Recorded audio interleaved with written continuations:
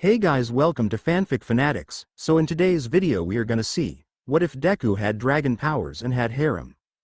Before starting, make sure to hit that like button and subscribe if you are interested in bnha fanfictions.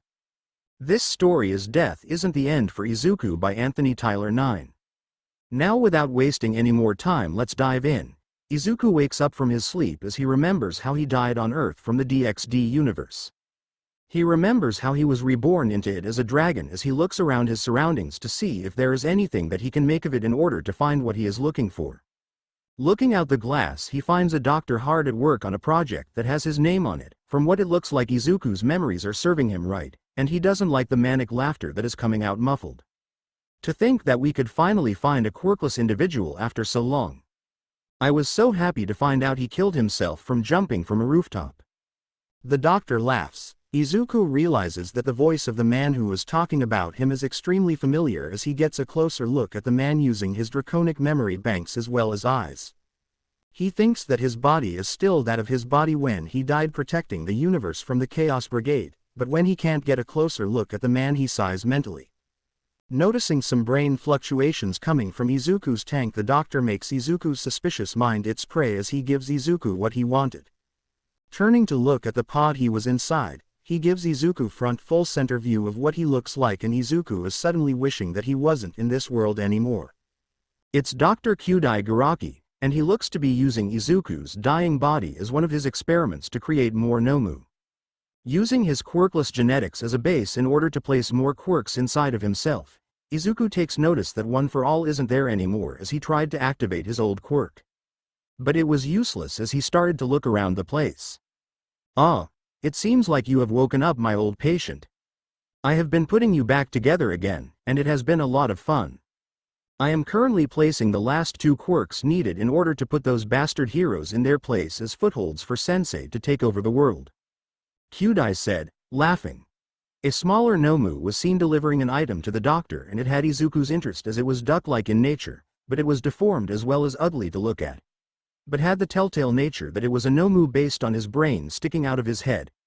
Come on, little Johnny. We need to tell Sensei that the boy is awake and needs to be trained once he has all of the quirks needed for his project.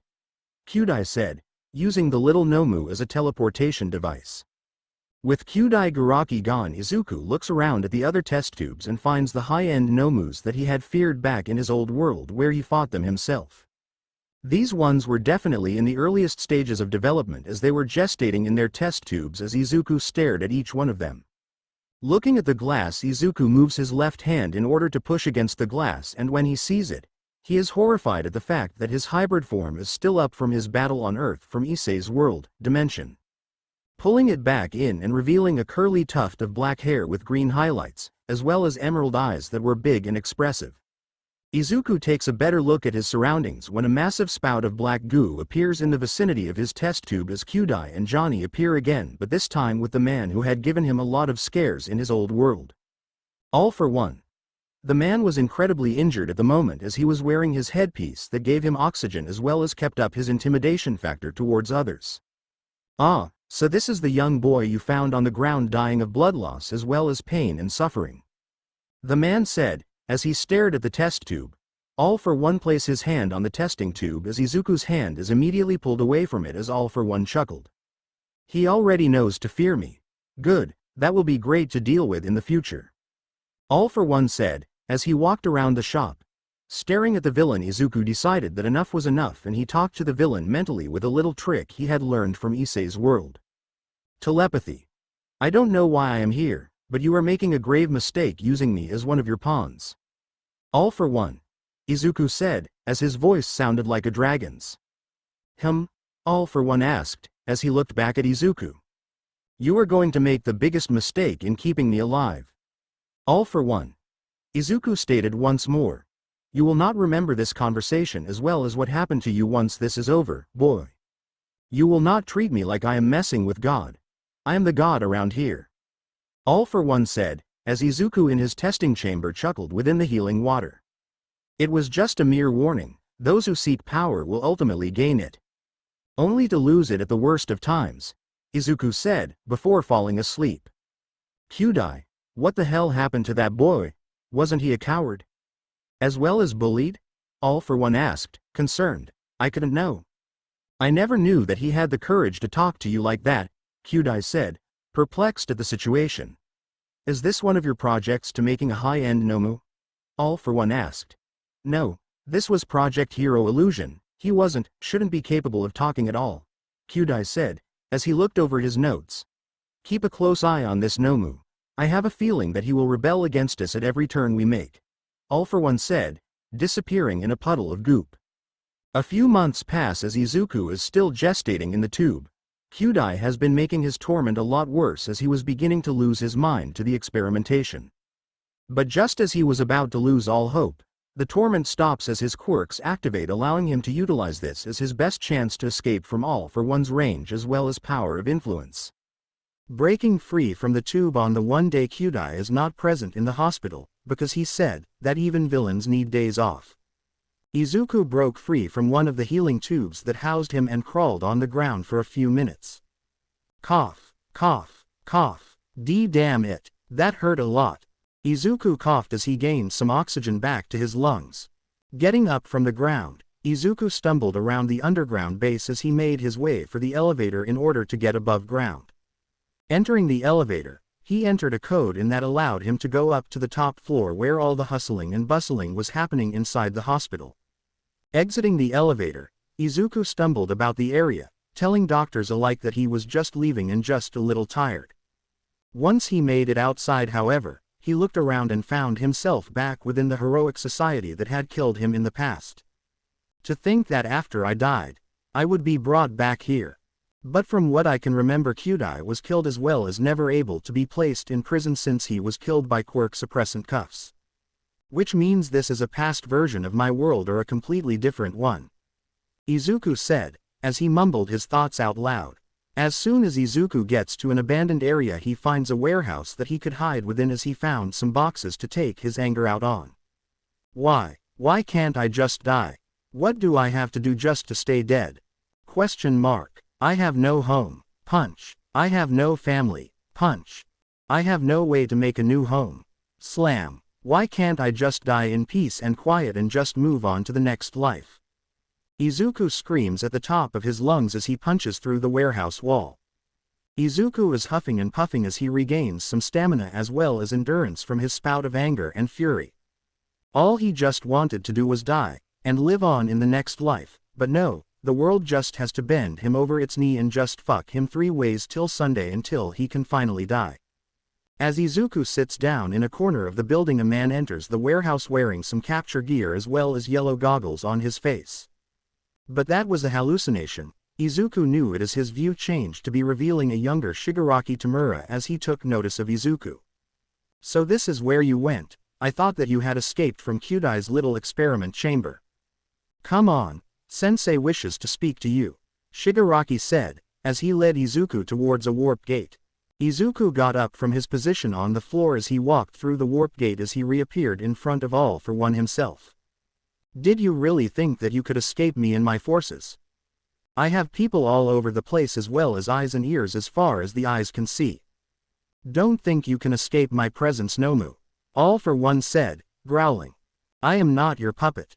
All for One, I am my own person. I don't know how you managed to find my body, but that doesn't mean you will defeat my spirit. Izuku said, as he growled back at the menacing villain. Never before had I have had a Nomu that directly disregarded my demands as well as wishes. Your spirit will taste delectable when I am able to finally place it under the firm command of my control. All for One said, as he placed Izuku under a coma stasis, all the while tormenting his mind with the death of his family and allies he made in his old world. About another full year passes by and Izuku is seen sleeping on an operating table as he is having nightmare after nightmare to the point all the death and destruction that he sees within his mind has made him numb to the pain. Looking over the vastness of the plains on Earth's city of Kuo, Izuku sees all the dead bodies of his friends as well as his wife Seraphal and his children. As tears are coming from his eyes, Izuku stares with a blank look on his face, as if he is waiting for the dream to restart from the beginning. The tears show him that he still feels horrible to watch their demise over and over again, but he holds in all the emotions of how it really feels deep within his heart. The dragon part of his soul encompasses him with affection as well as the memories of the life he had before they died.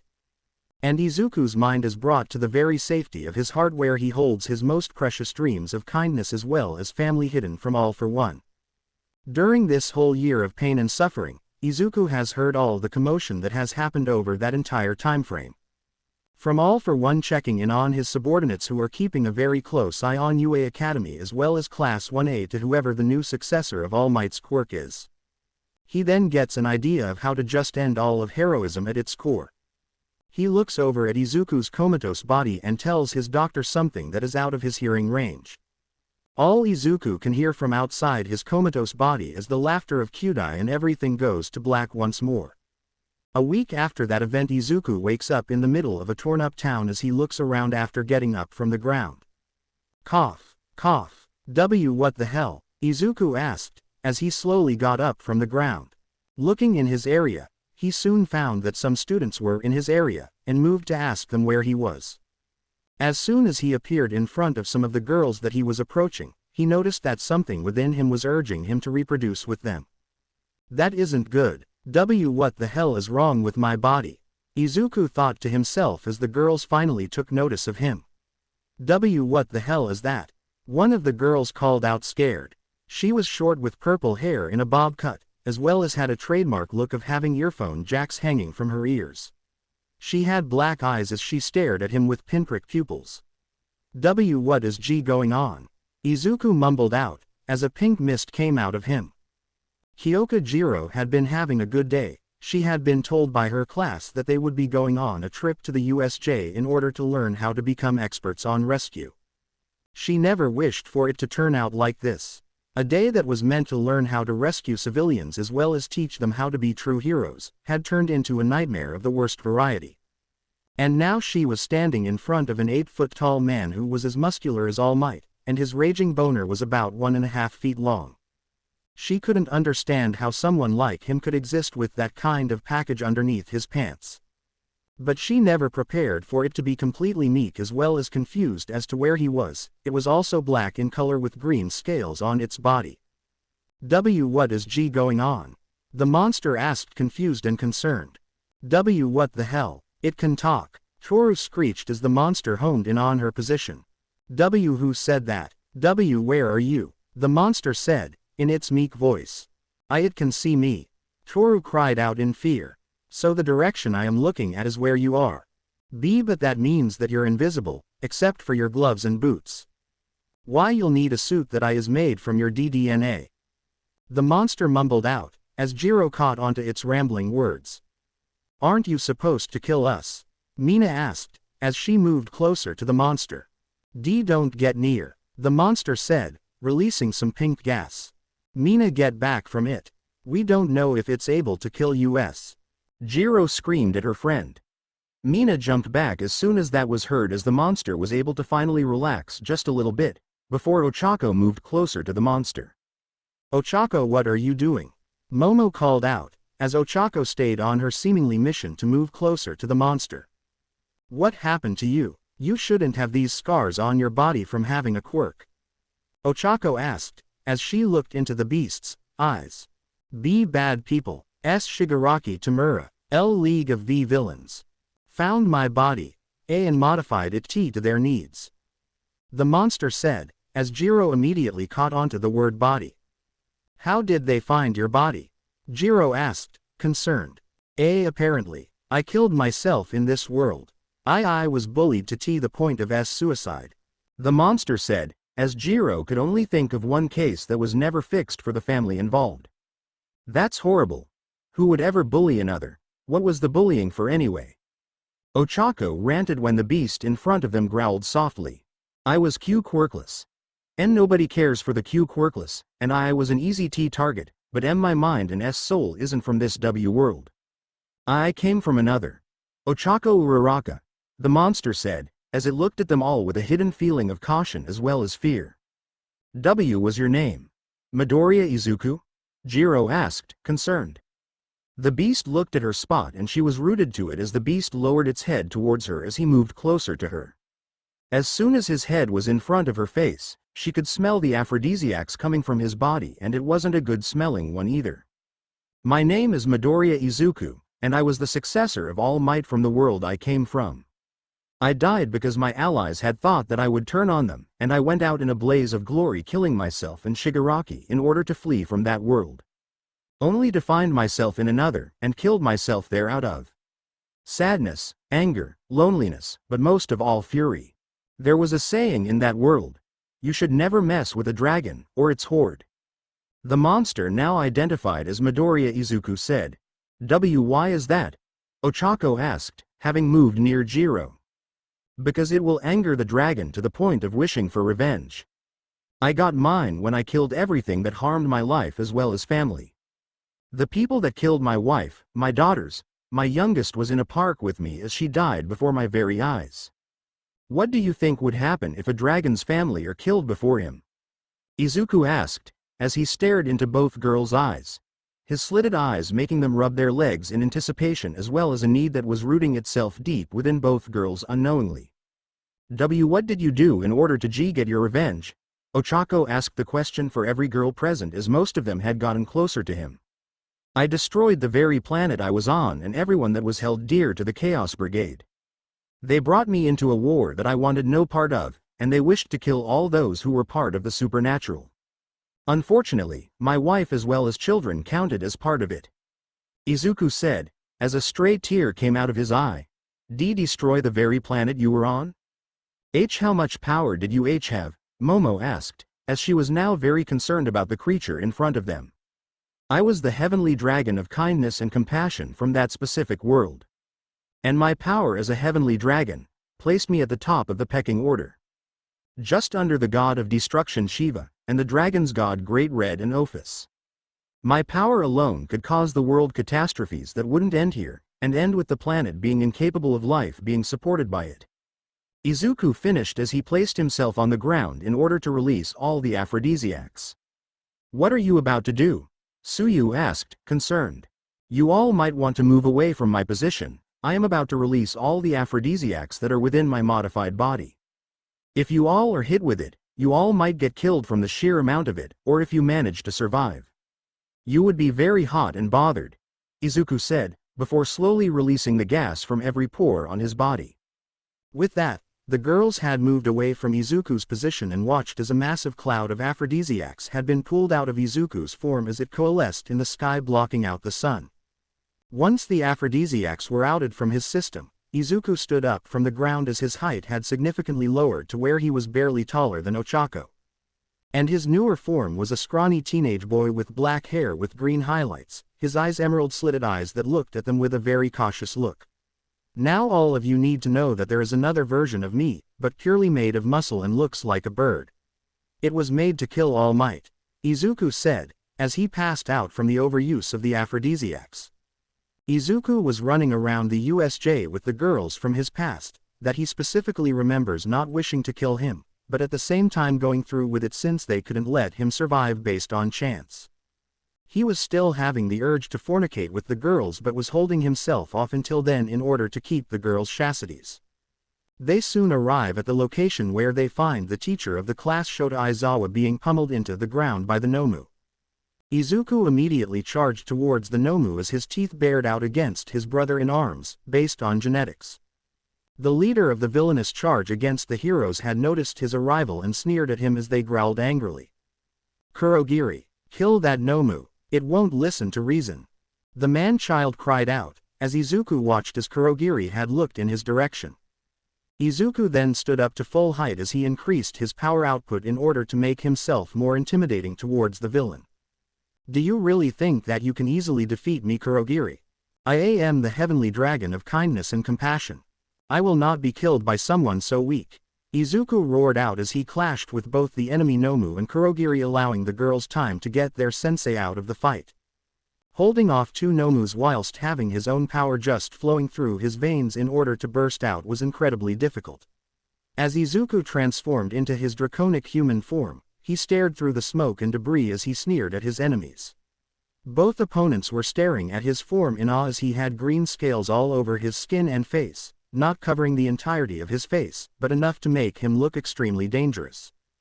All Might was sitting in the office of the principal as he was conversing with Nezu about what happened that morning. They had been talking about how he really needs to make sure that he takes his time seriously since he doesn't have enough time to find a successor. If he could find one, then that would mean he needed to spend all his time in training them to be capable of defeating All for One since there wasn't a body found. He had been searching for the body for the last 5 years and hadn't been able to find it, and decided that since it's been 5 years since he defeated the villain that said villain was finally dead. He was about to talk about his day when the door to his office was opened as Iida was seen entering the room with sweat coming down in treasure troves of large quantities as she stared at them with fear on her face. "The villains, Sai have attacked. Everyone has been spread inside," Iida said, as she collapsed onto the ground. "Good job, Iida-san, I will make sure everyone is safe and sound." All Might called out, as he left the room. "Go ahead of us, All Might. We will catch up," Nezu called out on the PA system as All Might ran through the school in order to get to the USJ. All Might was on his way, and Izuku was fighting both Nomu typings as they were slowly becoming too much to fight all alone. He had actually knocked out Kurogiri as the Mist Man was easier to knock out since all he needed to do was hit the metal collar hard enough to take all his breath away. Now it was just him and the Nomu maid to kill the man who he idolized as a child, and the thing was giving him a run for his money. If Izuku's body was that of his own before he was brought over to his new dimension, he wouldn't be having any issues with the Nomu at the moment. But that didn't matter, he really needed to end this fight before the villainous leader would be coming in to assist the Nomu. As he stood back away from the Nomu, it stood in front of him with its head held high as it stared him down. Izuku took as much breath in his mouth as his chest cavity increased in size to make sure that there was enough space for the added air. A massive ball of energy was being formed there as he stood on his hind legs looking down at the Nomu. The other students who've arrived in the plaza to take on the Nomu themselves watched as the draconic Nomu was facing off against both the Nomu creature and Kurogiri and watched as he defeated the mist villain with seeming ease. But now all Izuku's attention was on the Nomu in front of himself as the man-child villain leader was screaming about their escape bridge being out of the game. Izuku focused all his power on the Nomu in front of himself, the ball of energy becoming larger inside his mouth as he focused all his power on the collection of energy. The Nomu stood still as it awaited another order to fight Izuku as Izuku's breath attack was nearing its end mark of collection of energy. Once the amount of energy was collected, he stared down the Nomu with his mouth above the Nomu and released his attack on the Nomu itself. Right as the attack landed on the Nomu, All Might had broken through the building of the USJ as he stared at the scene before himself. All of his students were standing near the draconic villain as it seemingly disposed of a student of his since he didn't think it was the Nomu was brought here. Rushing towards the draconic villain, he slammed his fist into the creature causing it to stop its attack prematurely and fall onto its back. All Might climbed on top of it as he stared into the emerald, green eyes as it stared back with slitted ones. All Might noticed a faint speckle of freckles on the maw of the draconic villain as he stared in shock. This was young Midoriya. What happened to him? He turns to where the villain was attacking and found a bunch of mush on the ground that was black as well as charred. Looking around the place, he found his students looking at him like he was crazy since he attacked the villain with a scowl. "Before I continue my attack, what happened here?" All Might asked the draconic villain. "I am merely defending the students here, All Might," the draconic villain said, staring into the navy blue glowing eyes of All Might. "Who did you just decommission?" All Might asked, as the mass behind him regenerated. "You just prevented me from destroying the Nomu made to kill you," the dragon said, as it passed out from the damage.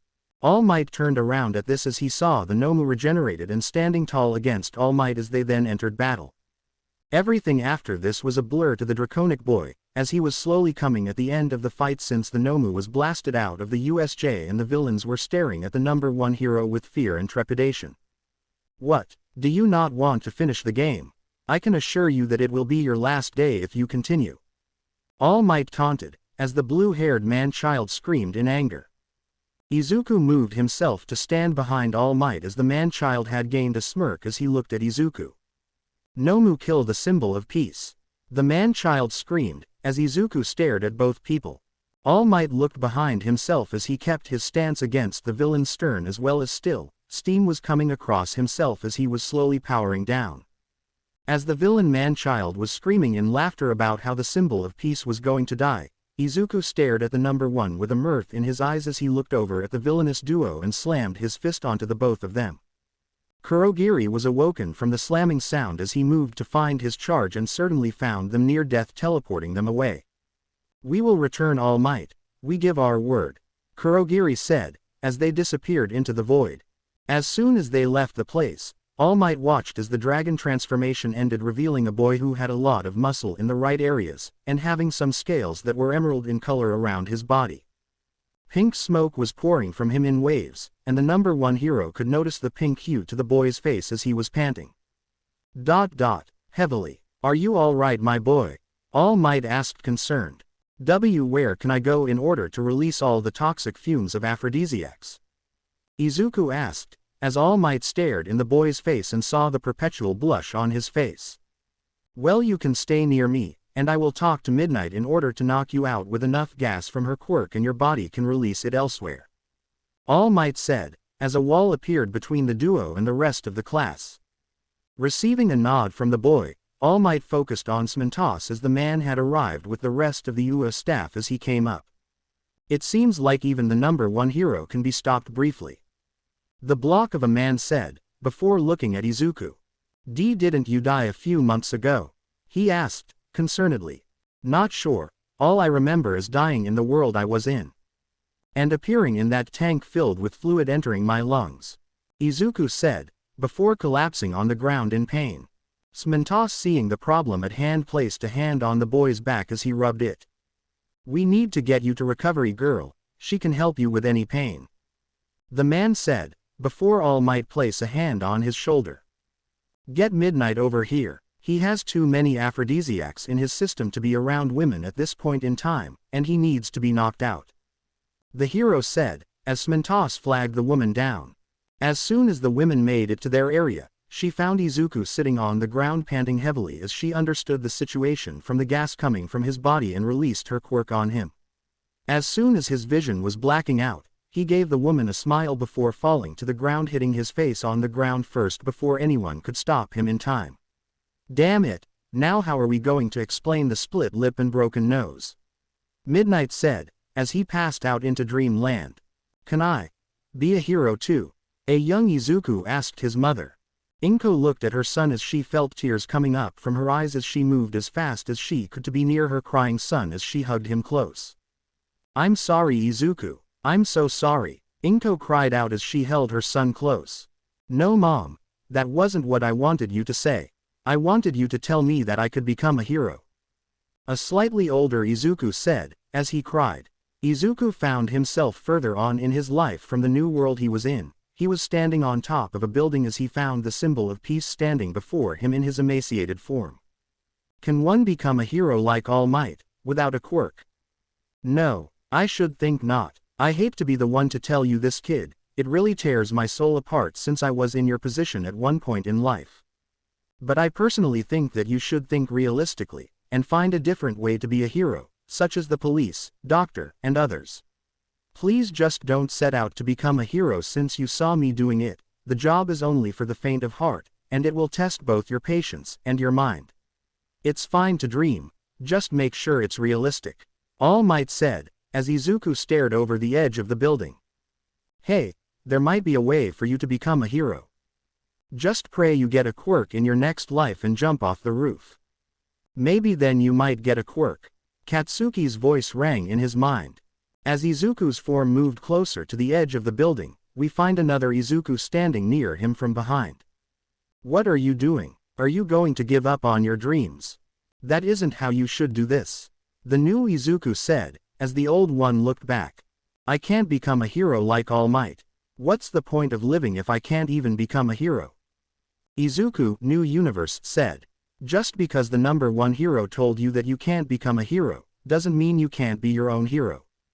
Jumping off the roof isn't the answer," old Izuku said, as he held his other self's arm.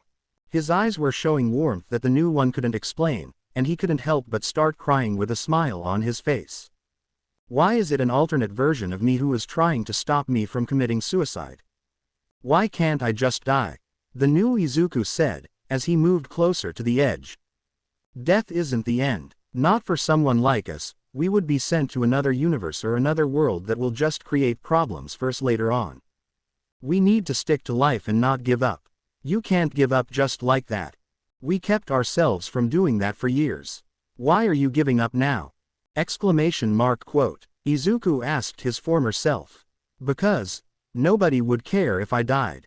Not one person would. Izuku knew said, as Izuku old looked at him concerned. What happened to this version of me? Izuku old asked. My parents abandoned me at an orphanage since they couldn't take care of me. I was then found out to be quirkless, and nobody wants to befriend the quirkless freak. I can't even live in peace without bullies and my peers telling me to just go off and die. Izuku knew said, as Izuku old stared at him. Will you combine your body with mine? Izuku old asked. What do you mean? Izuku knew asked. I will take over your body. You will be able to rest and live in peace as I take over your new life. I will put you back together. Izuku old said, as Izuku knew saw a flash of white, and Izuku old transformed into a dragon. Allow me to introduce myself. I am Izuku Midoriya, son of Blaze Meteor Dragon King Tannen. And I am the heavenly dragon of kindness and compassion. Allow me to send your soul into heaven so that you can stay within a peaceful death. Izuku old said, as Izuku knew looked relieved. Sure, I can finally have peace and quiet. I can finally have a dream without being in pain. Izuku knew said, as the white light from Izuku old sent the boy's soul to the afterlife. Izuku woke up within Recovery Girl's office as he looked around. He saw that there were multiple people in the room, and they were looking at him like he was already dead. What the hell? One of the people asked, as they looked at his heart monitor. What is going on? Izuku asked, as he looked at the people in the room. Young man, can you tell us your name and how old you are? Recovery Girl asked. My name is Izuku Midoriya. And I am 14 years old. Izuku said, as he looked at the calendar. Correction, I am 15, Izuku said, as everyone in the room looked at him in shock. Hello there. My name is Naomasa Tsukauchi, and I am basically a human lie detector. Can you tell me how you came into the hands of the villains at the USJ? The detective asked, as Izuku looked at the man. Hello Tsukauchi. All I can remember is dying from jumping off a roof about 10 months ago. I just woke up about a week prior before being put under stasis and appearing in the USJ. Izuku said, as the detective looked pensive. Okay, the dying from jumping is both right and wrong. How is that possible? Naomasa asked. I'm not the Izuku from this world. Izuku said, as he looked at the detective as well as Recovery Girl. How are you not the Izuku of this world? Recovery Girl asked. Because, in the world where I came from originally. I was fighting a villain named Tamura Shigaraki. Who held the quirk All for One. And my allies after I had defeated Shigaraki. Decided to kill both of us in order to keep us from becoming threats further down the line. Izuku said, as Recovery Girl looked at Tsukauchi as the man nodded with a horrified look. Who were the people who betrayed you from your world? Tsukauchi asked. Students from this very school. That includes the teachers, Izuku said, staring the detective in the eye. Okay, we will need to talk about this situation with All Might and the others. Will you stay here? Recovery Girl asked, as Izuku looked at her. Sure, not like I got anything better to do. Just got to cope with the fact that my family is gone as well as the fact that the world I just killed myself from had been targeted and killed by a rogue faction. Izuku said, as he looked at his hands. Leaving Izuku to his own devices, the two adults moved through the halls on a mission. They needed to inform the other teachers as well as principal about the delicate situation they find themselves in now. A few minutes later, the duo find themselves within the teachers' meeting room and are talking to the teachers about the presence of Kurogiri and Shigaraki Tamura being villains. They talked about their plans on how to capture them as well as place them in prison for attacking their students on a field trip. It was here that some of the other teachers talk about the quite large and green elephant in the room. I think it's time we talk about the green-haired boy sitting in the nurse's office. Midnight said, as she looked at her fellow teachers. What about him? He was with the villains, and he should be placed under arrest. Vlad King said, exasperated. He wasn't with the villains. He killed himself a few months prior to this attack and was turned into a Nomu in order to kill the students. Either that or something more terrifying. Tsukauchi said, as everyone looked at him. What do you mean? Vlad King asked. From what I heard on the boy. He wasn't from the world we are in right now. He is completely broken and shattered in the mind.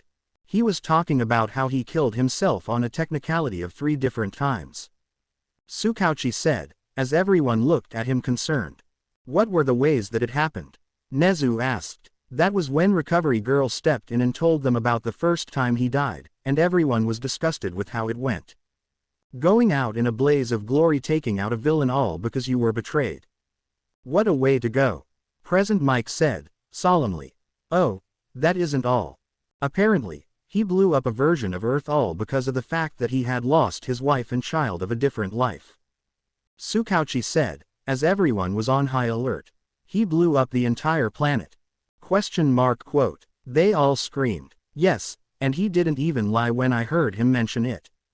The third time was our world's Izuku jumping off a roof. Tsukauchi said, as everyone was completely worried for the boy's mental state. If you are worried about his mentality, it is completely fine, even though he talks about death as if it isn't the end for people. Recovery Girl said, as she stacked some papers. These are the medical reports about what happened to his body, not to mention the number of quirks he has now. Tsukauchi said, as All Might paled at the number. Wait, there are only 3 here. Present Mike said, as All Might spoke up. This boy has 3 quirks because of the fact that they are all dragon-based. A draconic transformation, draconic instincts, and draconic lust.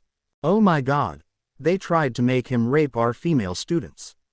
All Might said, moving over to a trash bin and threw up his lunch from earlier that day.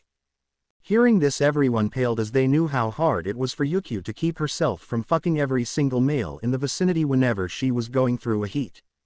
Is there anything else we should be worried about, Recovery Girl? Nezu asked, as he looked at the old woman. You should be careful around the boy. He doesn't even trust me when it came to talking to him. He was very distant with me and Tsukauchi. He might try to make sure that we keep our distance until he knows he can trust us. The previous versions of us betrayed his sense of trust, and with his mind shattered and broken, he won't trust anyone until he can bring himself back from that point. Recovery Girl said, as she left the room.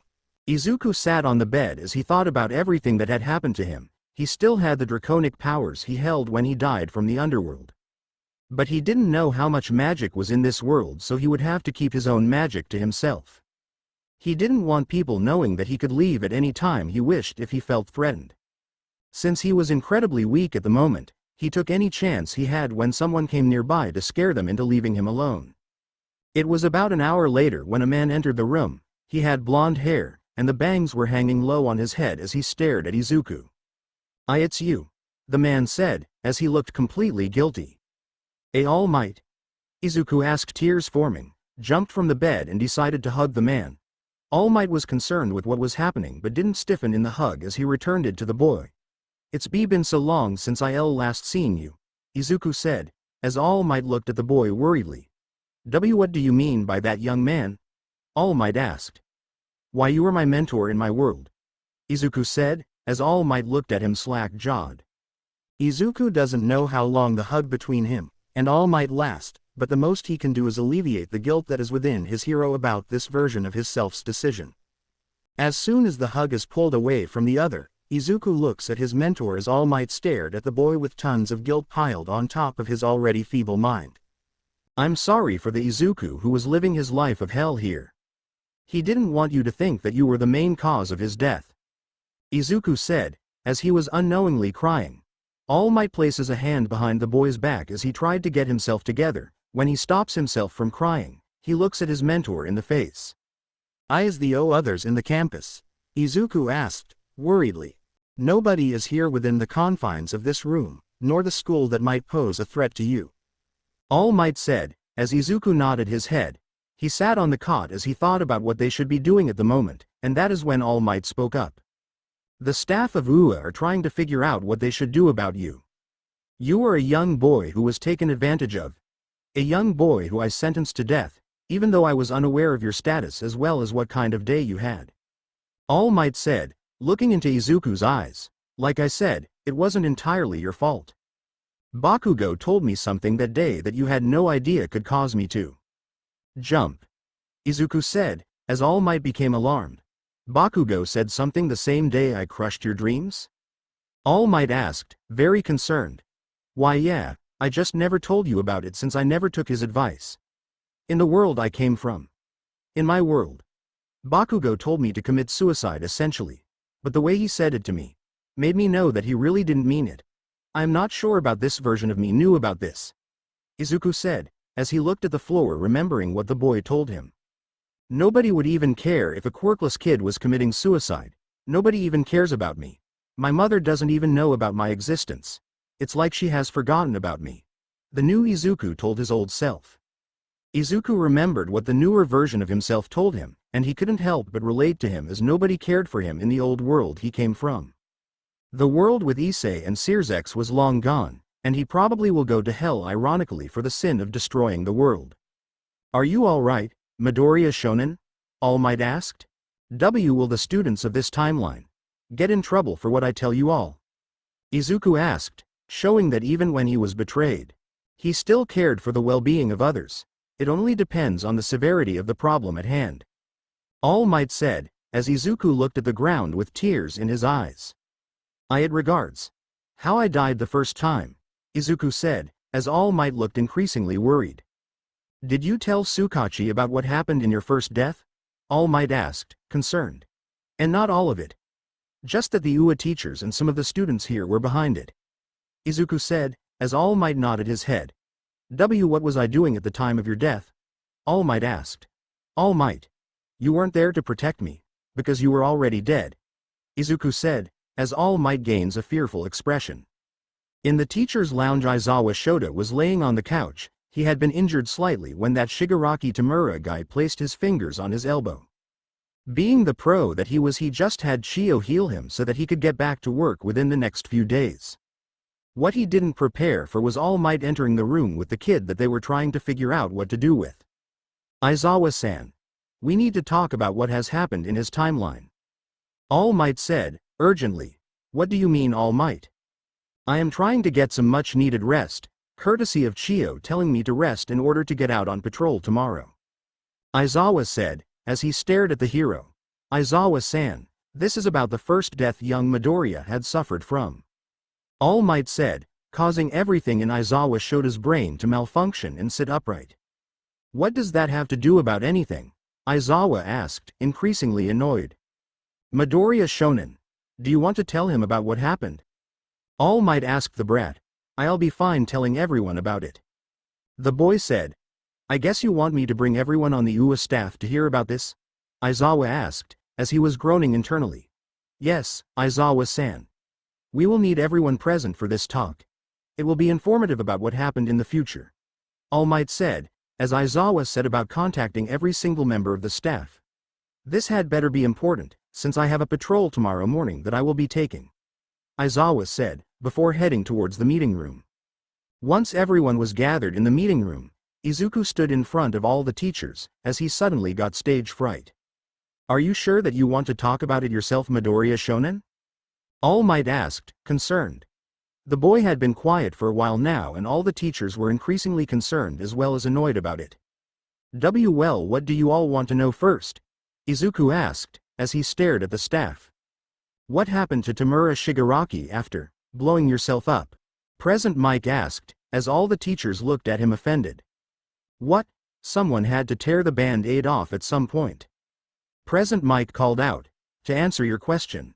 Me and him were taken to another world, one where supernatural creature, such as angels, fallen angels, and many more species of them, roamed the world under the disguise of humans. Izuku said, as Present Mike looked a little miffed. Why did you choose to blow yourself up in the end, young man? That had to have been extremely painful to go out, Chio asked, devastatingly concerned. I was already on death's door, one of my classmates. Aoyama-kun. He blasted a hole through my chest as well as Shigaraki's chest after I had placed the quirk suppressant cuffs on his wrists. Izuku said, "That doesn't answer my question, young man." Chio said, as she looked a little angered. "That is what happened. I swear. I saw my classmates on a hill nearby and noticed how they were all looking at me like I was a villain." "Well, most of them anyway," Izuku said, looking at the ground, tears brimming to the surface. "Who were the ones behind the plan of killing you before you could defeat Shigaraki Tamura?" Nezu asked as he stared at the boy. "It was you, sir," Izuku said, as he looked at the chimera. "What?" the chimera asked, concerned. "You came up with the idea that at some point down the road, I would become villainous to keep society safe from all villains. And it was you, Uraraka Ochako, Bakugo Katsuki, and all of Class 1A who devised my killing. You were behind the plan. The class were the ones to carry it out," Izuku said, looking at the ground as tears streamed down his face. He hated bringing up those memories, he had gotten over them as he didn't wish to see their faces ever again. Nezu was quiet as he thought about what actions Izuku displayed in that world to make him think that he would be a threat in the future. "Can you tell us who out of us teachers allowed this kind of assassination plot to go out like this?" Aizawa asked, finally speaking after an hour of hearing this. "All of you were in on the idea, sir, but you," Izuku said, as everyone looked at the teacher in amazement. "What do you mean all of us were in on having you killed?" Aizawa asked, more concerned. "All of the UA teachers, except for you, sir, were in on the assassination plot against me and Tamura Shigaraki," Izuku said. Aizawa sat down as he thought about what actions the problem child had done to warrant that kind of reaction from the principal. "What actions have you done in your past that relegated Nezu of all people to think that assassinating a kid was really worth the lives saved in the future?" Ectoplasm asked. "None. I had basically sent myself into a fight knowing that there was a high probability that I'd die. Other than that, I basically went into every fight thinking that I'd be a martyr," Izuku said, looking away from All Might. "Are you all right in the head, young man?" Chio asked, increasingly concerned. "No, I'm not all right. I have witnessed my best friends betray me, was sent to another world where I became brothers with Shigaraki himself, gained a new family only to watch as they were killed in front of me. Only to then not even 10 days later blow up an entire planet in rage at how I lost the family I had worked so hard to get," Izuku said, as he fell to his knees crying. He hadn't had the time to let everything sink in as he felt that he shouldn't need to cry. He was the upcoming symbol of peace in his world. And to have it taken away from him based on a baseless rumor, hurt. Then to be reborn into another realm where supernatural creatures of the night were basically saying hello to humans on the daily, create a new family after gaining enough power to essentially fight God, only to lose them because some humans didn't wish to have supernatural powers lording their skills and might over them. It really fucked his brain up to the point that he just wanted his life to be over. Just like the boy who he sent to the afterlife. The boy who just wanted to die. Before he could devolve into more deprecating thoughts, one of the teachers stopped him before he could. Looking up with watery eyes, he found that it was both his mentor from another world and Aizawa-sensei who gave him the much-needed hug he needed. Leaning into the hug, he cried out as all the pain and suffering he had gone through came out as he held onto them like they were a lifeline. Like if he didn't let go, they would disappear. As soon as Izuku calmed himself down, he didn't know how tired he had been when he suddenly passed out in Aizawa's arms. Looking up from the sleeping boy, Aizawa looked at each and every teacher in the room and sighed heavily. "Can someone please get this problem child off me before I try and adopt him?" he asked. Izuku was walking around the halls of Ua as he tried to remember what happened back in his old world to it. The school that he remembered had become a sky base where the heroes could stay on whilst the heroes were on the patrol on the ground when villains attacked. He looked at every nook and cranny of the place as he remembered what had happened back in the original place he came from. The building was used as a primary battlefield for him and Shigaraki as they battled it out before changing locations. Izuku sighs as he tried to hide those horrifying memories in the vault of his mind, never wishing to see them again. As it showcased how much nobody had ever cared about him. Even when he had a quirk, they still wished to never help him. The only one who seemed to wish to help him was Ochako and Tsuyu, but they were outnumbered by his classmates. They probably didn't have a choice in the matter before they had everyone attack him in the last moment of the fight between him and Shigaraki. As he was exiting the building, he saw that there were some students milling about the area as they were waiting for the next day of school. There was a striking difference between his world and this one though. This version of his school had the dorms many months earlier instead of after the fight with All for One and the summer camp incident. He had to prepare his classmates for when those events happened, since if they weren't ready for it, then some of them had the possibility of dying instead of surviving it, like he remembered. From what it seemed like, everything was placed back at the USJ attack in terms of timelines, so he knew that he had more than a few months before the whole summer camp attack. He also knew about what would happen to Ingenium against Stain, since in his world Ingenium was paralyzed from the waist down and rendered useless as a hero. Retired before he could even reach his 30s, and that wasn't how the young man was supposed to retire. He was supposed to retire at the ripe time of old age, or when he felt was the perfect time to do so as a middle-aged young man. He was so busy thinking about the future events that he never noticed that some of Class 1A were moving towards him. "Hey, are you okay out here?" a feminine voice called out. Turning around faster than the group could react, he found that it was Yaoyorozu who spoke to him as she had a hand over his left shoulder. Shrugging her off as fast as he could, Izuku stared into the eyes of each and every student of Class 1A as he ran off into a different direction of them. But there was only one thing on his mind as he left them. Their faces might have shown concern for him in the moment, but he knew that in the future they would become enemies. He couldn't let his guard down in front of them, and he couldn't afford to make friends with people who betrayed him in his old world. He knows that this kind of thinking is wrong, but can you blame him? He dies after blowing himself up because of being betrayed by his entire class except for a select few. Then he is reborn as a dragon, the son of one of the more powerful figures in history, only to have a wife and child killed in front of him, causing him to become so angered that he blew up the planet in his sorrow-filled rage. He couldn't trust anyone, not villains, not heroes, and certainly not the girl he had placed his entire trust in because of one betrayal. As he hid inside the forest behind Heights Alliance, without noticing it was even there, he transformed into his draconic form and dug out a cave for him to sleep inside of. Morning came as Izuku found himself underground, and he heard the sounds of movement outside of his cave. "I can't believe that he had dug this hole in one night," a voice called out. He was extremely scared. "Didn't you see the cameras from the location over there?" Another said, as Izuku's growling was heard rumbling from inside the cave. "Ah, it seems like our visitor is awake," a familiar rodent-like voice called out, causing Izuku to climb out of the cave. What nobody was prepared for was the fact that Izuku was in his draconic form as his head poked out first. It seemed to appear similar to a hydra's head in terms of looks, but anything beyond that was completely different since he had the body and wingspan of a Western dragon. As soon as Izuku stepped out of his makeshift cave, he looked down on the humans as well as rodent of Nezu as they stared at him in awe. "I think he is taller than MT Lady when she uses her gigantification quirk," Nezu said, as Izuku's draconic voice rumbled out a tune that Hound Dog caught. "Is that a humming sound?" the hero asked, as Izuku looked down at the dogman. Transforming back into his human form with some clothes on, he stared at the teachers as well as guidance counselor with slight caution. "Yes, I can communicate with you all in my draconic form as well.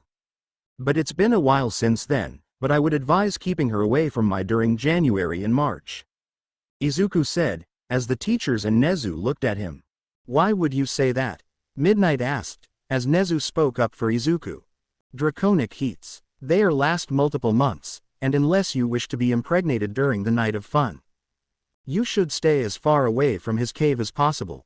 "But he should have really kept it away from Heights Alliance," Nezu said, as Izuku looked at the hero in question. "Heights Alliance?" Izuku asked, as the principal pointed behind himself.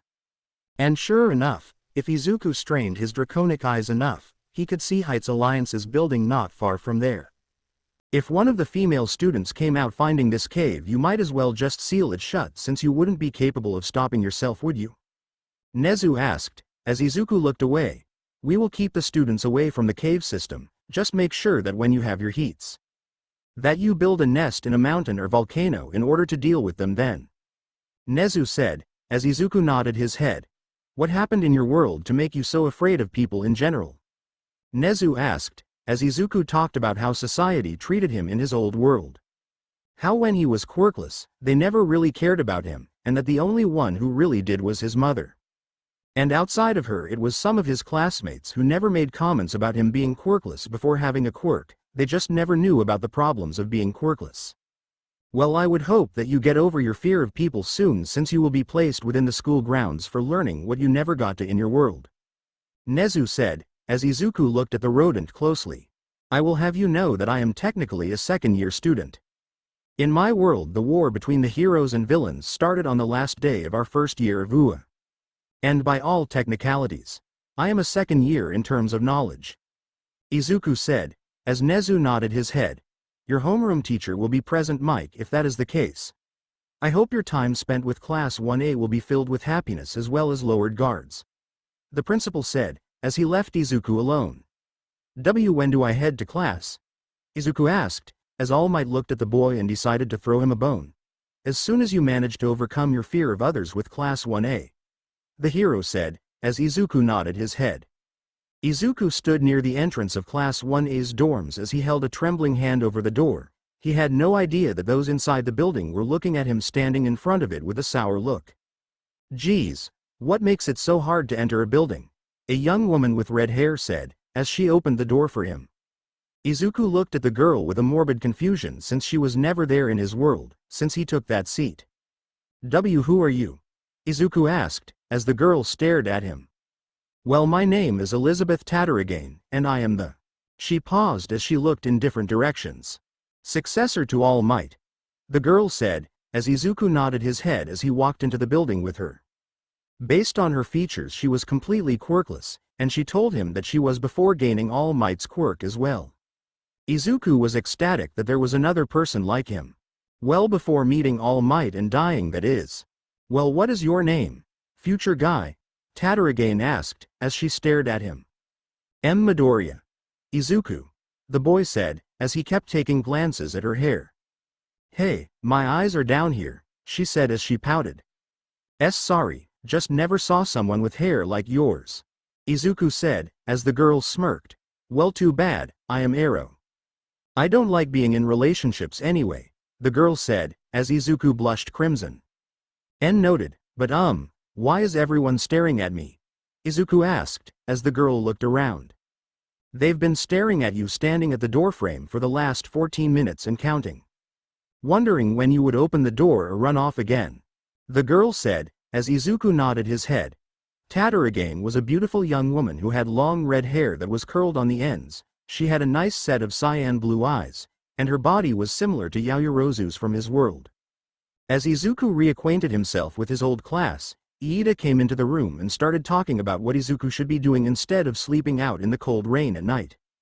You are aware that I am a dragon, right? Izuku asked, as the young man continued. I know that you're a dragon, Midoriya-kun, but that doesn't mean that you should sleep in the cold rain. What if you catch a cold? The young man who was a stickler for the rules questioned. Iida-san. I can't get diseases, unless they are literally placed in me. Izuku said, as he stared at the young man. You. Never mind. The boy said, as Izuku chuckled weakly. He went to sit down on the couch when a brown-haired girl sat down next to him. Hey, I'm Ochako. Not sure if you knew me from your world, but I would like to get to know you more. Ochako said, as she looked into Izuku's slitted eyes. Nice to meet you, again, Izuku said, as the girl cheered. Can I touch your horns? Ochako asked, as Izuku leaned downward once more. Sure, but make sure to take responsibility for them, Izuku said, as his beating heart started to slow. As Ochako started to rub his horns, everyone watched as Izuku slowly but surely began to purr in her presence. The girl herself was blushing as everyone heard Izuku go from being an incredibly powerful dragon to being basically a little cat in Ochako's hands. To think that a dragon of his caliber could be defeated by a kid who just wanted to pet him. Katsuki said, as he chuckled. Izuku was about to make a retort when he felt another hand over his horns, causing him to redden and lean into the touch. Looking to his right, he found that it was Suyu specifically doing this, as she had a neutral look on her face. You were about to say something rude to him, so I decided to do this in order to make sure you keep it to yourself. He was trying to get a rise out of you, he does it with everyone. Tsuyu said, as Izuku nodded his head. I know, I had known him for a literal decade. Izuku mumbled, thinking nobody had heard it, but unknown to him, and some other people in the room. A girl with earlobes that were similar to earphone jacks heard him as she gained a concerned expression. If you're a dragon, that means that you have a heat cycle, correct? Momo asked, as she pulled out a notebook. Why yeah, but it only lasts from January to the end of March. So please stay away from my little cave in the back. Izuku said, as all the girls stared at him. Well, I guess I will just go near it when that happens. Tatarigane said, as Izuku stared at her, you really wouldn't. I am not myself when I am in a heat, Izuku said, as his face became red. Please, I punched Ryukyu in the face, and she was many times stronger than me, and she praised me for the punch actually knocking out teeth. The girl said, smugly. Tatarigane-san, my draconic form is massively more powerful than Ryukyu, and you wouldn't live to see the next day if you said that to my draconic form. When he wants to fuck the lights out of something or someone. Izuku warned. I relish the challenge from a being more powerful than the number 10 heroine. The girl said, as Izuku sighed in exasperation. Is she always like this? Izuku asked as some of the girls nodded. Well, in terms of learning education, I am literally in the next grade. See you all at lunch when I am allowed into the school to learn. Izuku said, leaving the dorms. As he left, everyone looked at Tatarigane as she licked her lips at the retreating Izuku as he closed the doors. Are you sure that you're Arrow? Ochako asked, as the girl stared at her. I am, but if I wasn't I would be after him by tomorrow. Did you see his biceps? The girl gushed. As the girls devolved into a gossiping fit, the boys thought about how there was another guy who made the girls not look in their direction. As for Katsuki, he stared at Izuku walking off in the rain as he thought about the words he told him all those months ago. I'm going to make up for what kind of sorry bastard I was to you, Izuku, mark my words. It has been about a few days since Izuku had been with Class 1A and he had been training on his own within his own mind. He had been mentally training himself so that he couldn't get taken off guard like he did in the world he came back from.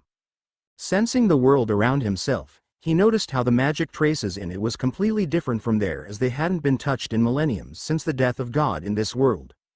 So the god of this realm is gone too. Shame, he could have been an excellent training partner for me in this world to get stronger. Izuku thought to himself as he image trained with Shigaraki's draconic form in his head. Image training was what Izuku had to do in order to get more power so that he could get a decent workout for his power as well as strength. He was the strongest being in his world, third only to Great Red, Ophis and Searsex. The last few beings who were just too strong for any of the Chaos Brigade tried to kill. In terms of bodies, Izuku's body in that dimension would be revived, but with a different soul. And that is the world he sent his other soul to. He wanted him to live out a life that was peaceful as well as filled with people who would become friends with him. It was a gift he could give the Izuku of this world, since his body was used and manipulated by Shigaraki Tamura and all for one of these worlds to get back at All Might for what the hero did to the supervillain. Meditating in the yard in the rain, Izuku focused his mind on fighting the Shigaraki he knew and came to become brothers with as they fought in the skies. Quirks weren't a factor here as both people were dragons and could fly regardless of letting out their wings or not. He was in the middle of releasing an attack when he was startled out of his meditation by a bony hand on his left shoulder. Opening his eyes, he looked up and saw his former mentor standing above him with a sad smile on his face. So young Midoriya, how has your time with Class 1A been?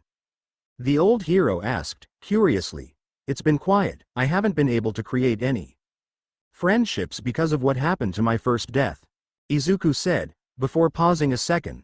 I know that it isn't healthy to be constantly living in the past, but I don't know how to trust the class. When they were the ones who declared that I had to die, Izuku said, as he found the words he wanted to say. Young man, I know that trust is earned, and not given. But from what you were saying, it seems like you need some therapy in order to become a better person.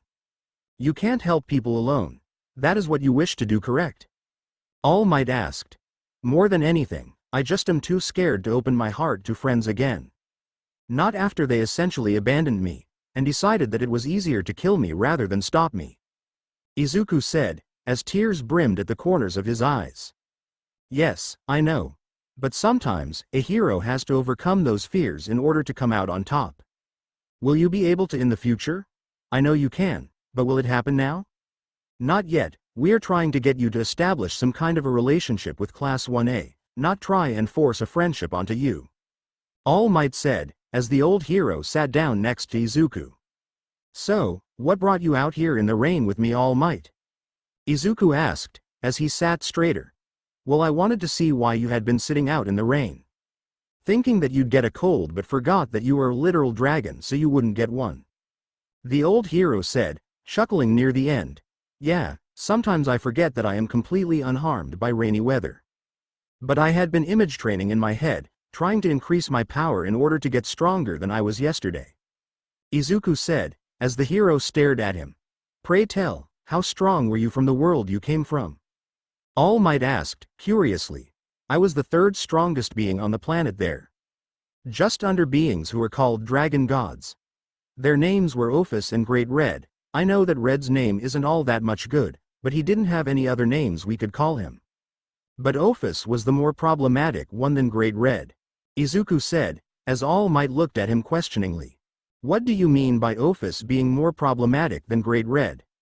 The hero asked. Ophis was the dragon god of infinity. Her power was nigh infinite, and would constantly fight Great Red for control over a dimension that was as infinite as her power. The dimensional gap, Izuku said, as the hero breathed it out. The dimensional gap? The hero breathed out the question? Yes, it was called the dimensional gap. It was a massive room that spanned for billions of light years, and in all directions, all you could see was a massive expansion of nothingness. And Ophis had called the place her home since it was the one thing she requested from everything in existence. Izuku said, looking to the sky. What would that be? All Might asked. All she wanted was some peace and quiet. Izuku said, as the old hero sputtered and spat out blood. Seriously, she was so problematic because of the fact that she wanted to go back to her home.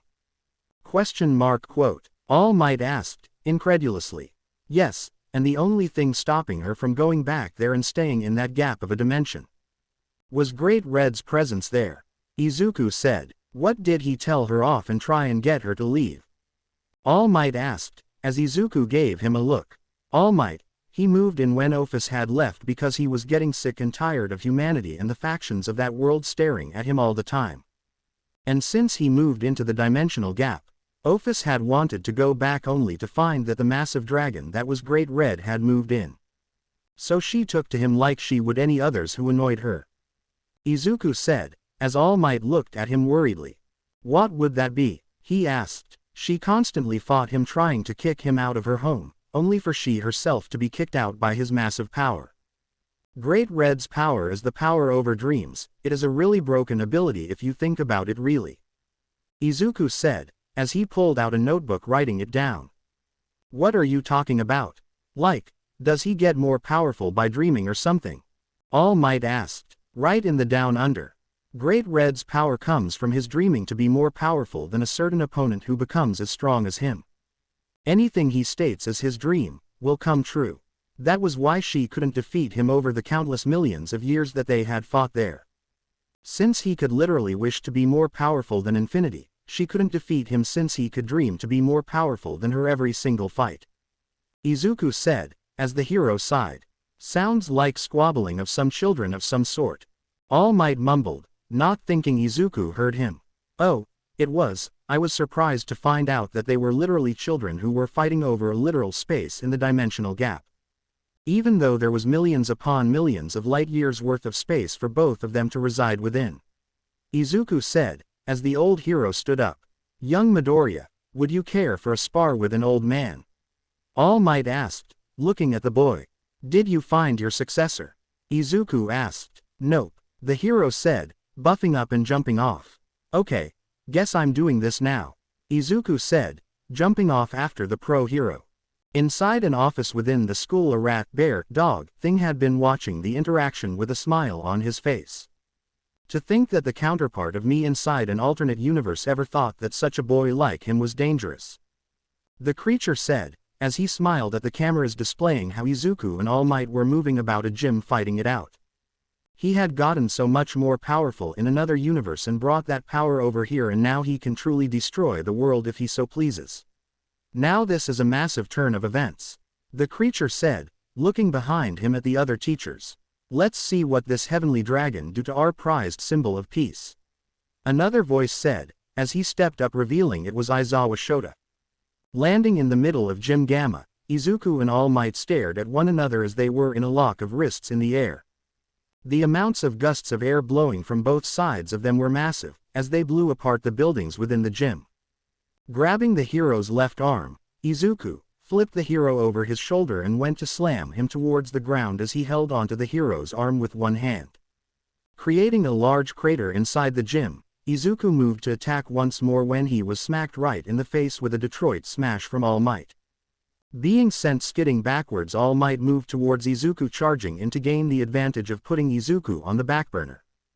The young boy was dodging each and every attack with such precision that the number one hero began to smile at the fact that having someone as powerful as himself was such a great boost of strength giving.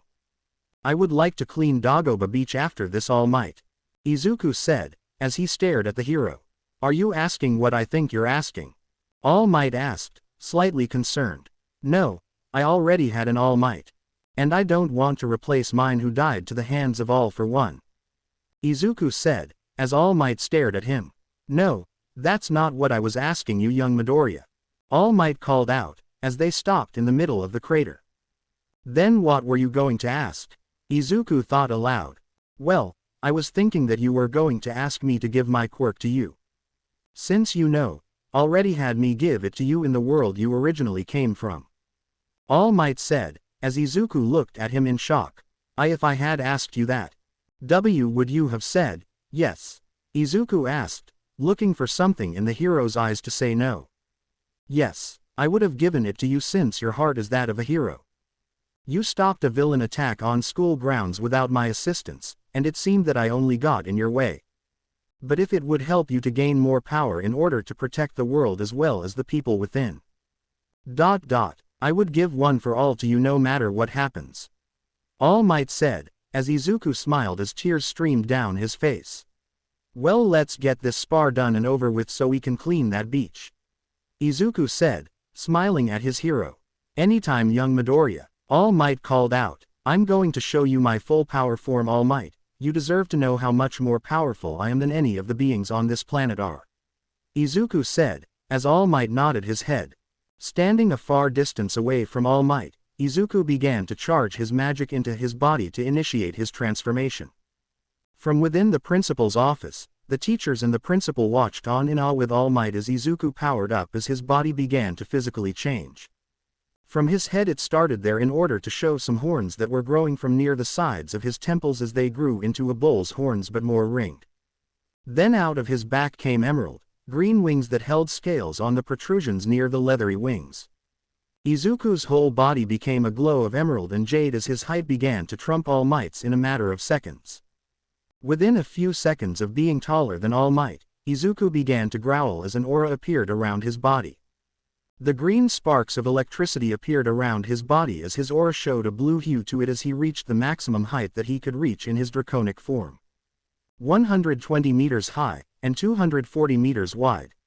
All Might was looking at a monster of a dragon, but when he looked at the dragon's face, he could swear that he could see the slitted eyes of a cat, and that it looked like a dragon from the Western variety. So this is your true form. I wonder how much power you hold in it. All Might asked, as he got into a punching form. I would highly advise against going for a punch, All Might. Izuku's draconic form said, as he stared down at the hero. What would happen if I were to follow through with a punch on your snout? All Might taunted, as the dragon laughed. Your hand would break from the toughness of my maw, and I would like to show you what my breath of poison as well as fire can do to this entire area. So hop onto my back and see the light show, Izuku said, as he lowered his head for the hero. Climbing onto the dragon's head, All Might held onto the horns on top of its head as the head lifted higher into the air, sucking as much air as possible to release. All Might looked at the eyes of the dragon and found that they glowed when he was about to release his flaming poison attack. In just a matter of seconds the dragon released his breath, and the entire gym was put up in flames from the epicenter of the attack hitting the ground of the crater. The flames moved about the gym searching for a victim to hurt as it caused buildings to melt from the sheer intensity of the heat within a full minute of being released. All Might sucked in a massive breath that he didn't know he wasn't taking in as he watched the entire gym be utterly annihilated from the single attack alone. That wasn't even his full power. All Might thought to himself as he knew that Izuku was holding back tremendously. As the teachers in the principal's office watched on in horror at one of their gyms being officially rendered to toast, one of them began to laugh hysterically. "Aizawa, are you okay?" Vlad King asked, worriedly. "Do you know what we had done in the other dimension?" Aizawa asked, between his fits of hysterical laughter. "What is it?" Nezu asked. "You royally fucked up if you thought that if he doesn't get sent back that he couldn't kill everyone.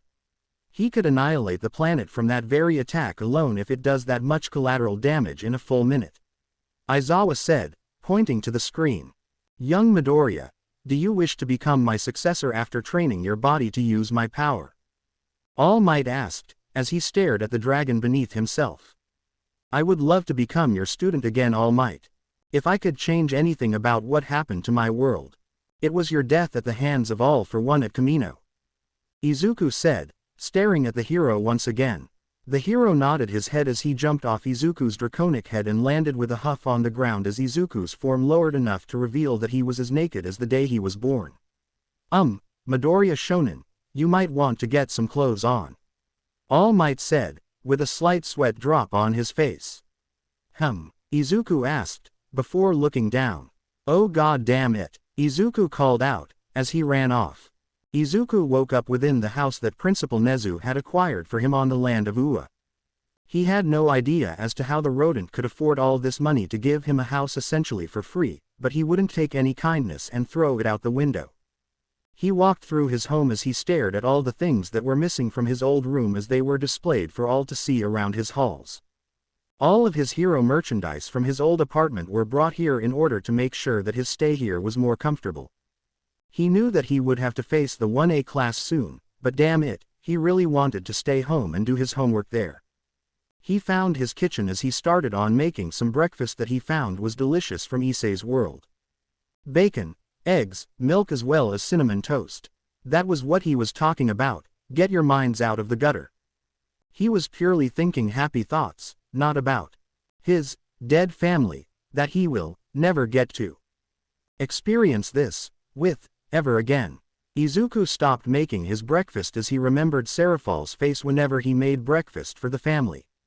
He even remembered his daughter's look whenever he did something cool in her eyes, and now he felt his tears coming back out in terrifying amounts.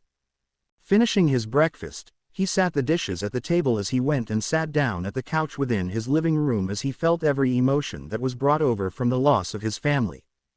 Pulling his legs towards his chest as well as placing his face on his knees, he sobbed as he tried to calm himself down from the memories of his wife and daughter being killed in front of him.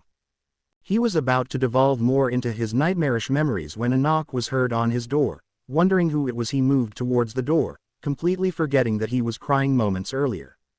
When he opened the door, he never expected to see one of his teachers standing before him with a gift basket as she looked at him in alarm. "Midoriya-kun. What is wrong? Is something wrong with the house?" Midnight asked as she looked at him worryingly. "And no. Just remembering my family," Izuku said, as more tears came out. Midnight placed the gift basket down on the porch as she asked if she could come inside as Izuku moved to the side allowing her in. Pulling the gift basket with her so that it wouldn't get forgotten outside, she placed it on the table as she noticed the breakfast that was all alone at the table. "Are you going to eat your breakfast?" she asked, concerned. It was amplified as Izuku's tears came out even more in force as he sat back down at the couch as she moved closer to him so she could find out the problem. As it would turn out for Nimari Kayama, she would not have expected to find their new arrival of Izuku Midoriya to be having an emotional breakdown within his own home because of what he made for breakfast. She had been tasked with bringing Izuku his gift basket in order to welcome him to the world, as well as Ua Academy. Only to find Izuku crying at the door when he opened it. Sitting down next to him, She tried her best in order to calm his raging emotions of sadness as well as regret as she rubbed his back as he sobbed into his knees. "Is there something wrong with the breakfast?" Nimari asked. I remember having a breakfast like that before, watching my wife and daughter in another world," Izuku said, before pausing, leaving the rest to be picked at. Nimari almost immediately picked up on the pausing as well as the problem at hand. Izuku lost his family in another world as they were eating breakfast. And they were killed in front of him. It would have been extremely traumatizing for him to watch that happen, with him being incapable of doing anything to stop it from happening. So she just pulled him into her chest as he sobbed for a long while, and she rubbed his back as he heard her speak sweet nothings into his ear in order to calm him down. It would take another hour before another knock would be heard on the door, and as soon as nobody would answer the door, it would be broken down by an alert All Might. Only for the man to look at the scene with either fear or sadness as she was found holding a passed out Izuku on her chest as his tail and wings were out on display for him to see. "Remind me to knock louder to wake him up next time," All Might said, now in his smaller form. They were eating the breakfast that Izuku had made as the boy hadn't seemed to want to eat it anymore. As they were eating, All Might talked to her about how he was supposed to be training Izuku in earning his power as well as making sure that he could clean a beach nearby. "So your training regimen is just him cleaning a beach?" Nimari asked, curiously. "I don't know if his body is well prepared or not for one for all. I just hope that he is capable of using it, since from what he was saying, he was capable of using 45% of it as well as the other wielder's quirks in order to make a pseudo 100%. All Might said, as Nimari smiled at him. "If he is as powerful as you say he is, wouldn't his power of being a dragon kind of offset the quirk?" Nimari asked. "I don't know, and that was what we're going to find out as soon as he wakes up and cleans Dagoba Beach," All Might said, as he stared at the sleeping Izuku. "If you're wondering why I was consoling him this morning, he had an emotional breakdown that I was only around to see the ending of. He had been through a lot from the world he came back from, and it left him completely traumatized as well as being overly distant with those who he knew was going to die or betray him," Nimari said, as All Might had started to think to himself. "Should we send him to Hound Dog for sessions?" All Might asked, as Nimari could only smile at him. It was times like this that she could always tell people that All Might wasn't as stupid as Aizawa would always say he was. He could see the issues that Midoriya was having and was thinking of a solution that would come of it. It was here that Izuku finally woke up from his slumber as he moved into the kitchen and completely forgone the whole emotional breakdown as he ate his own breakfast. "Hello there, young Midoriya," All Might said, as Izuku gave him a nod. "Mornin', what happened to make me so tired not too long ago?" Izuku asked, slurring his words. "You had an emotional breakdown, Izuku. I think you should speak to someone about your other life," Nimari said, as Izuku stared at her for a moment. "Is there anyone nearby I can talk to about that? I wouldn't want to disturb anyone with my problems," Izuku said, as Nimari sadly smiled at him.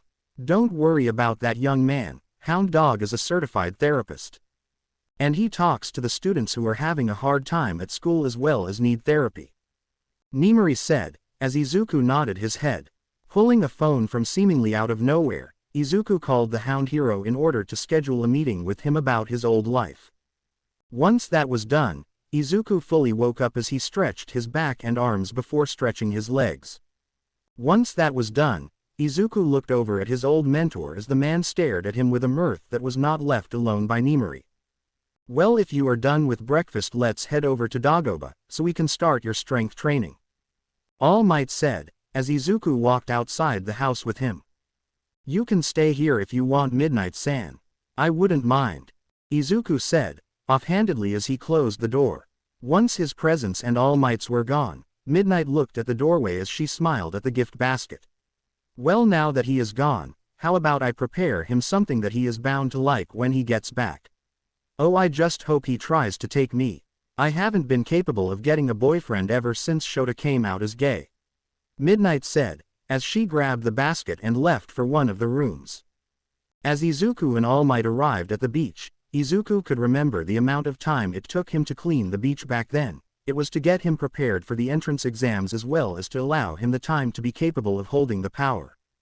Now though, He is stronger than All Might by a wide margin, and he could probably bench press the planet as a workout if he wanted to.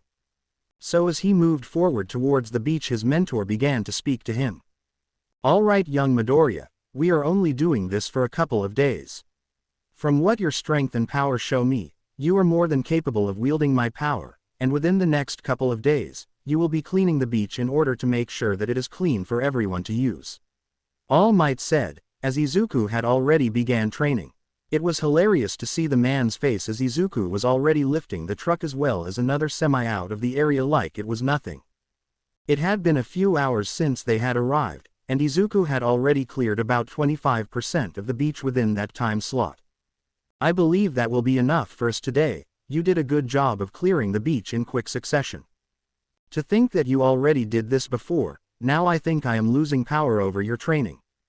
The man huffed as they walked back towards Ua.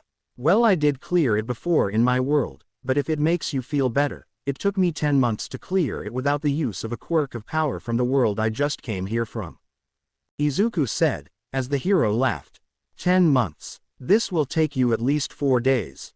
I can't believe that you have gotten so much stronger since you last met me before my death in your world. All Might laughed, as Izuku gained a sour look. All Might, did Sir Night-Eye give you the death threat as well in this world? Izuku asked, as the man nodded. Yes, although he said my death would be a bit different from how you experienced it. He said that I would die as an old man who was incapable of moving. He even said that I'd be in a wheelchair. All Might chuckled as Izuku started to chuckle as well. There is the smile I have been looking for. The man said, as Izuku looked up at him.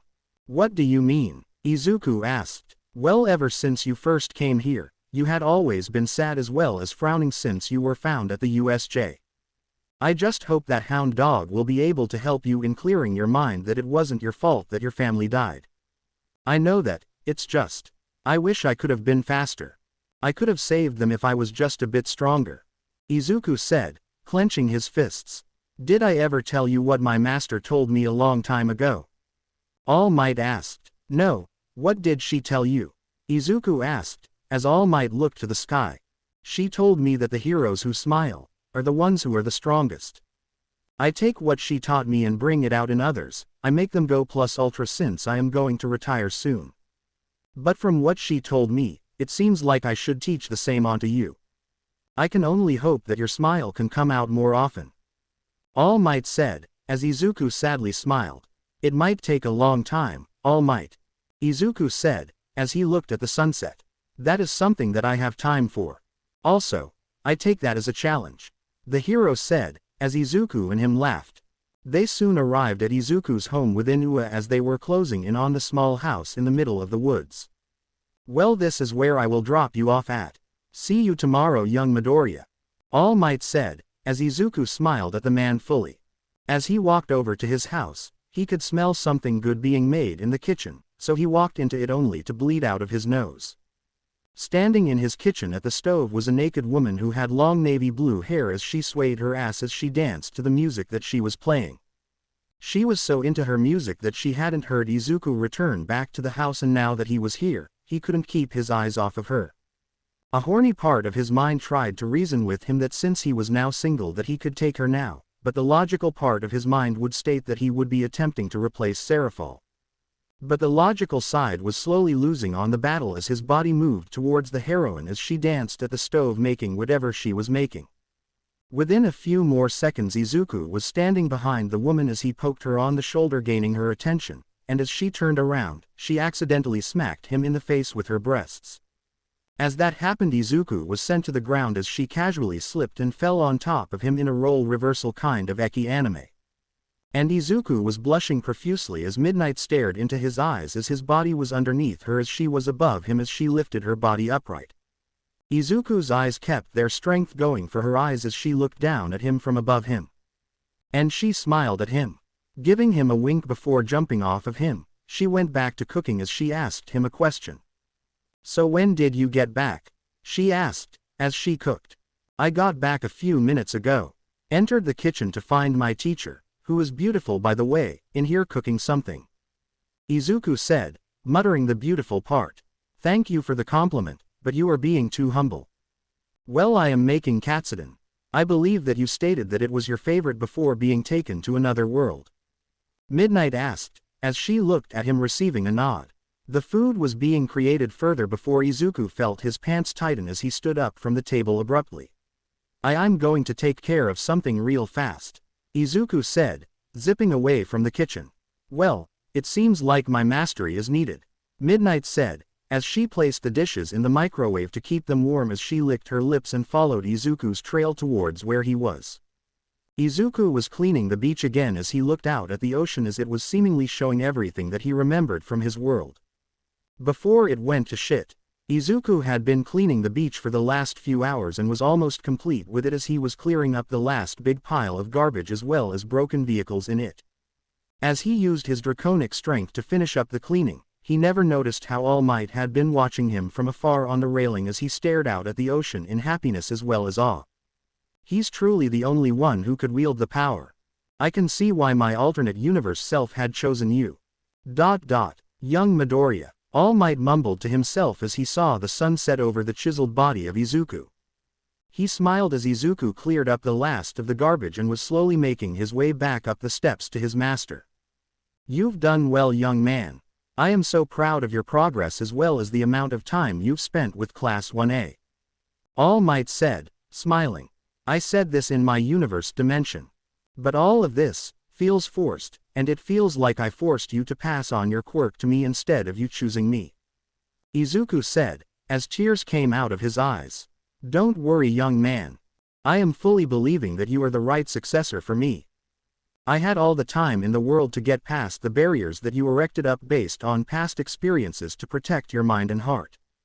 And all I can see is a young boy just asking for some help. A young boy who all he wishes to become is a hero. All Might said, as he plucked a hair from his head. You have spent these last 4 days clearing this beach up in order to gain my power. And this was earned, if you never cleared the beach within these 4 days. I wouldn't have given you the quirk, All Might said. As Izuku nodded his head, the man lowered the hair into Izuku's hand as he smiled at the boy. I will try to live to your expectations, Izuku said, sobbing. As of right now, Izuku can see his hero standing before him with a smile, something that he had missed in his world since All for One killed him at Kamino after their clash caused his unconscious state. As of right now, Izuku looked at All Might, and he could only see a man that would soon lose his quirk and be killed at Kamino brutally. See, can you promise me something, All Might? Izuku looked up at his mentor. Anything, young Midoriya, All Might said, staring at the boy. When you fight All for One in Kamino, please make sure that you keep an eye on the body of All for One. Izuku said, as All Might stared in confusion. So he really is alive. I thought I had killed him in our last encounter.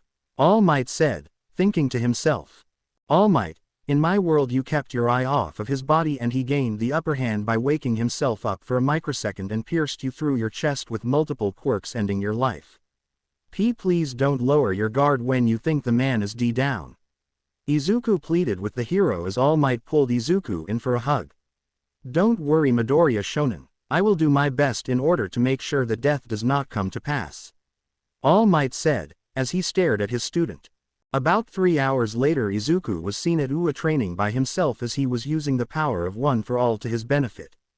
The young man had managed to gain control of around 15% of the power with just small amounts of training after revealing that since he had it before he could use the power again just as well. He and All Might could be seen battling it out in Gym Gamma as the old hero was fighting Izuku, who had years of experience under his belt in terms of fighting like him. It was so much fun to fight a successor who was taught to learn how to wield his power with a lower percentage as well as attempt to increase his power to meet his own. The hero moved about the area as he attacked the boy with his full power, since the boy said, if he doesn't get stronger as fast as possible, then people will die in the future.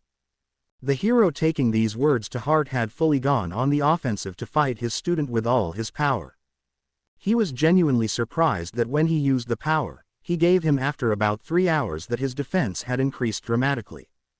Without the quirk he was capable of withstanding 75% of his power without being launched from the ground, but now, he could withstand 100% for a few seconds of clashes before being launched from the ground. They were clashing their fists against one another. As they were doing this, Nezu had some of the third years watching the battle in front of them. He wanted to use this training regimen for Izuku to be an eye-opener for them, that there will always be an opponent who will show up with power close or similar to All Might in his prime. All Might and Izuku went blow for blow, landing hit after hit on their stomach, arms, legs, and heads. Izuku had the advantage in speed since the young man had already had him beat in his own power, but with One for All the boy had surpassed him in both speed and power.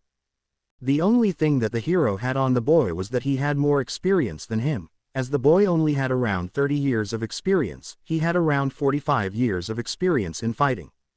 But there was nothing that he couldn't laugh about, since his student had used strategies that he had never seen before and couldn't help but laugh at them. He was being pushed through strategy alone, but he wouldn't give up. They were now closing in on one another as they had their fists held out to smack the other up in the face, and as soon as their punches clashed with one another in the gym, massive shockwaves were sent around the zone. Buildings crashed down to the ground, as well as massive gusts of wind was blown about the area as people's hair and clothes were fluttering wildly in the wind.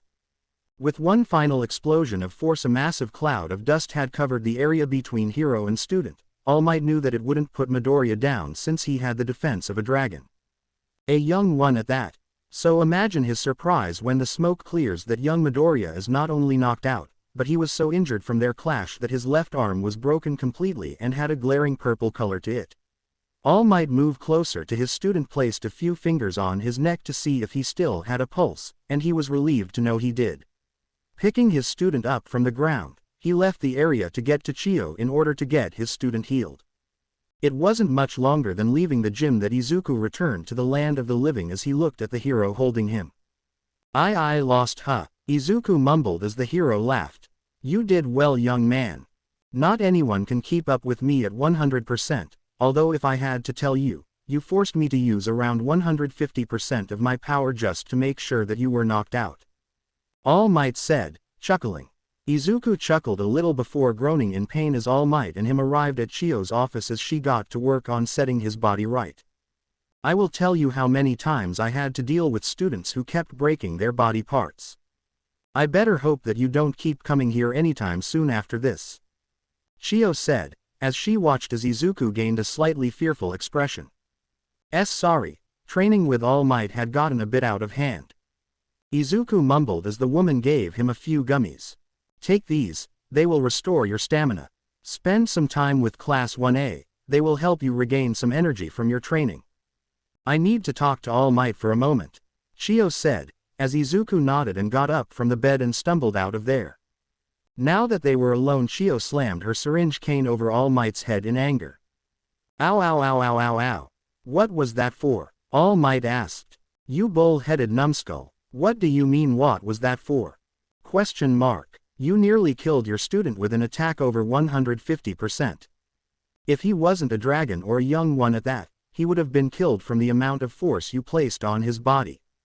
He had many multiple fractures in his skull and the rest of his bones in his body.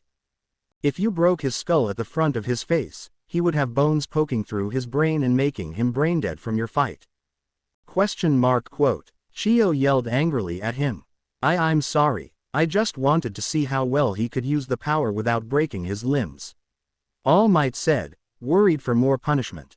You will allow him to gain at least 50% of his power before doing that again.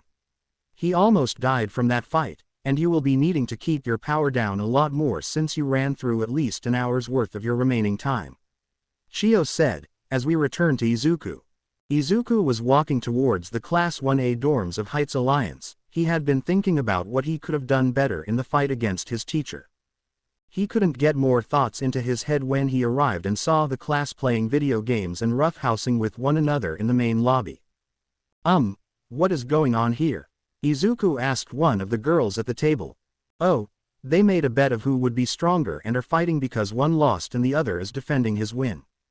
Jiro said, as she smiled at Izuku. Okay, well I will be up in the dragon's nest.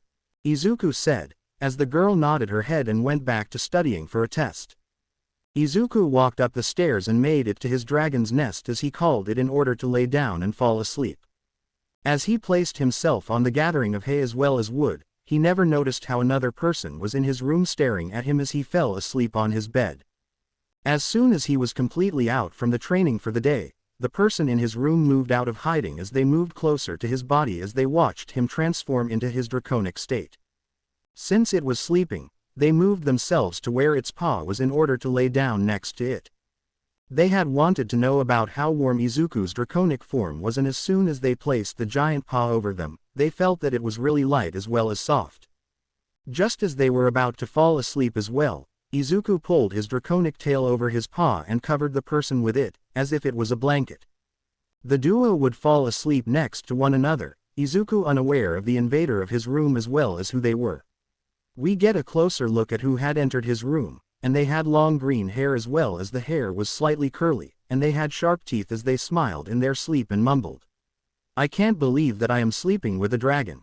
Izuku was waking up from a dream that he was having. It was a really good one considering everything that happened in the past. Blearily he noticed that there was a small heat signature on his left paw, and as he looked at it, he found a sleeping girl with sharp teeth as well as seaweed-colored hair sleeping on his paw. As he struggled to keep his mind from straying from unforgiving thoughts, he began to slightly panic since he never had something like this happen to him before. So trying to move about his room with a sleeping girl on his hand, he went towards the kitchen in his room, trying to make sure that he can make some breakfast inside there for himself and his guest. He never really had a problem with Class 1B since they never attacked him in the first place in his original world, and he couldn't help but become flustered at the fact that the most provocative girl in his sister class had been asleep in his arms. Once he finished breakfast, he started to set up the table with one hand as the girl in his hand noticed the smell of food being placed as her mouth started watering and she moved about his hand to wake up. As soon as she looked at him from her position, she began to get a bit frightful since this was a dragon and it somehow made breakfast whilst she was sleeping in his hand. Good morning," the girl asked, as she nearly squealed in delight. "Morning, Tokage-san. I believe that you don't know me, but I know you from a realm that used to be where I lived," Izuku said, as the girl was revealed to be Setsuna Tokage. "Well, what is your name, you big hunk of a dragon?" she asked, flirtatiously. "My name is Midoriya Izuku, but you can call me Izuku for the time being. I'm not really fond of my last name, not because of family issues, but because of what happened to me," Izuku said, as Tokage nodded her head. "Well, if you already knew about me, I'm Setsuna Tokage, Vice Representative of Class 1B. I hope to get to know you a lot better," she said, as she sat down at the table with Izuku. "Wow. So you were killed by Class 1A because in that future where you came from, they and the heroes thought that you'd become a villain at some point?" Setsuna asked, as they sat in front of each other. Izuku was now in his humanoid form as his head had two horns coming from the top of his head as he nodded his head.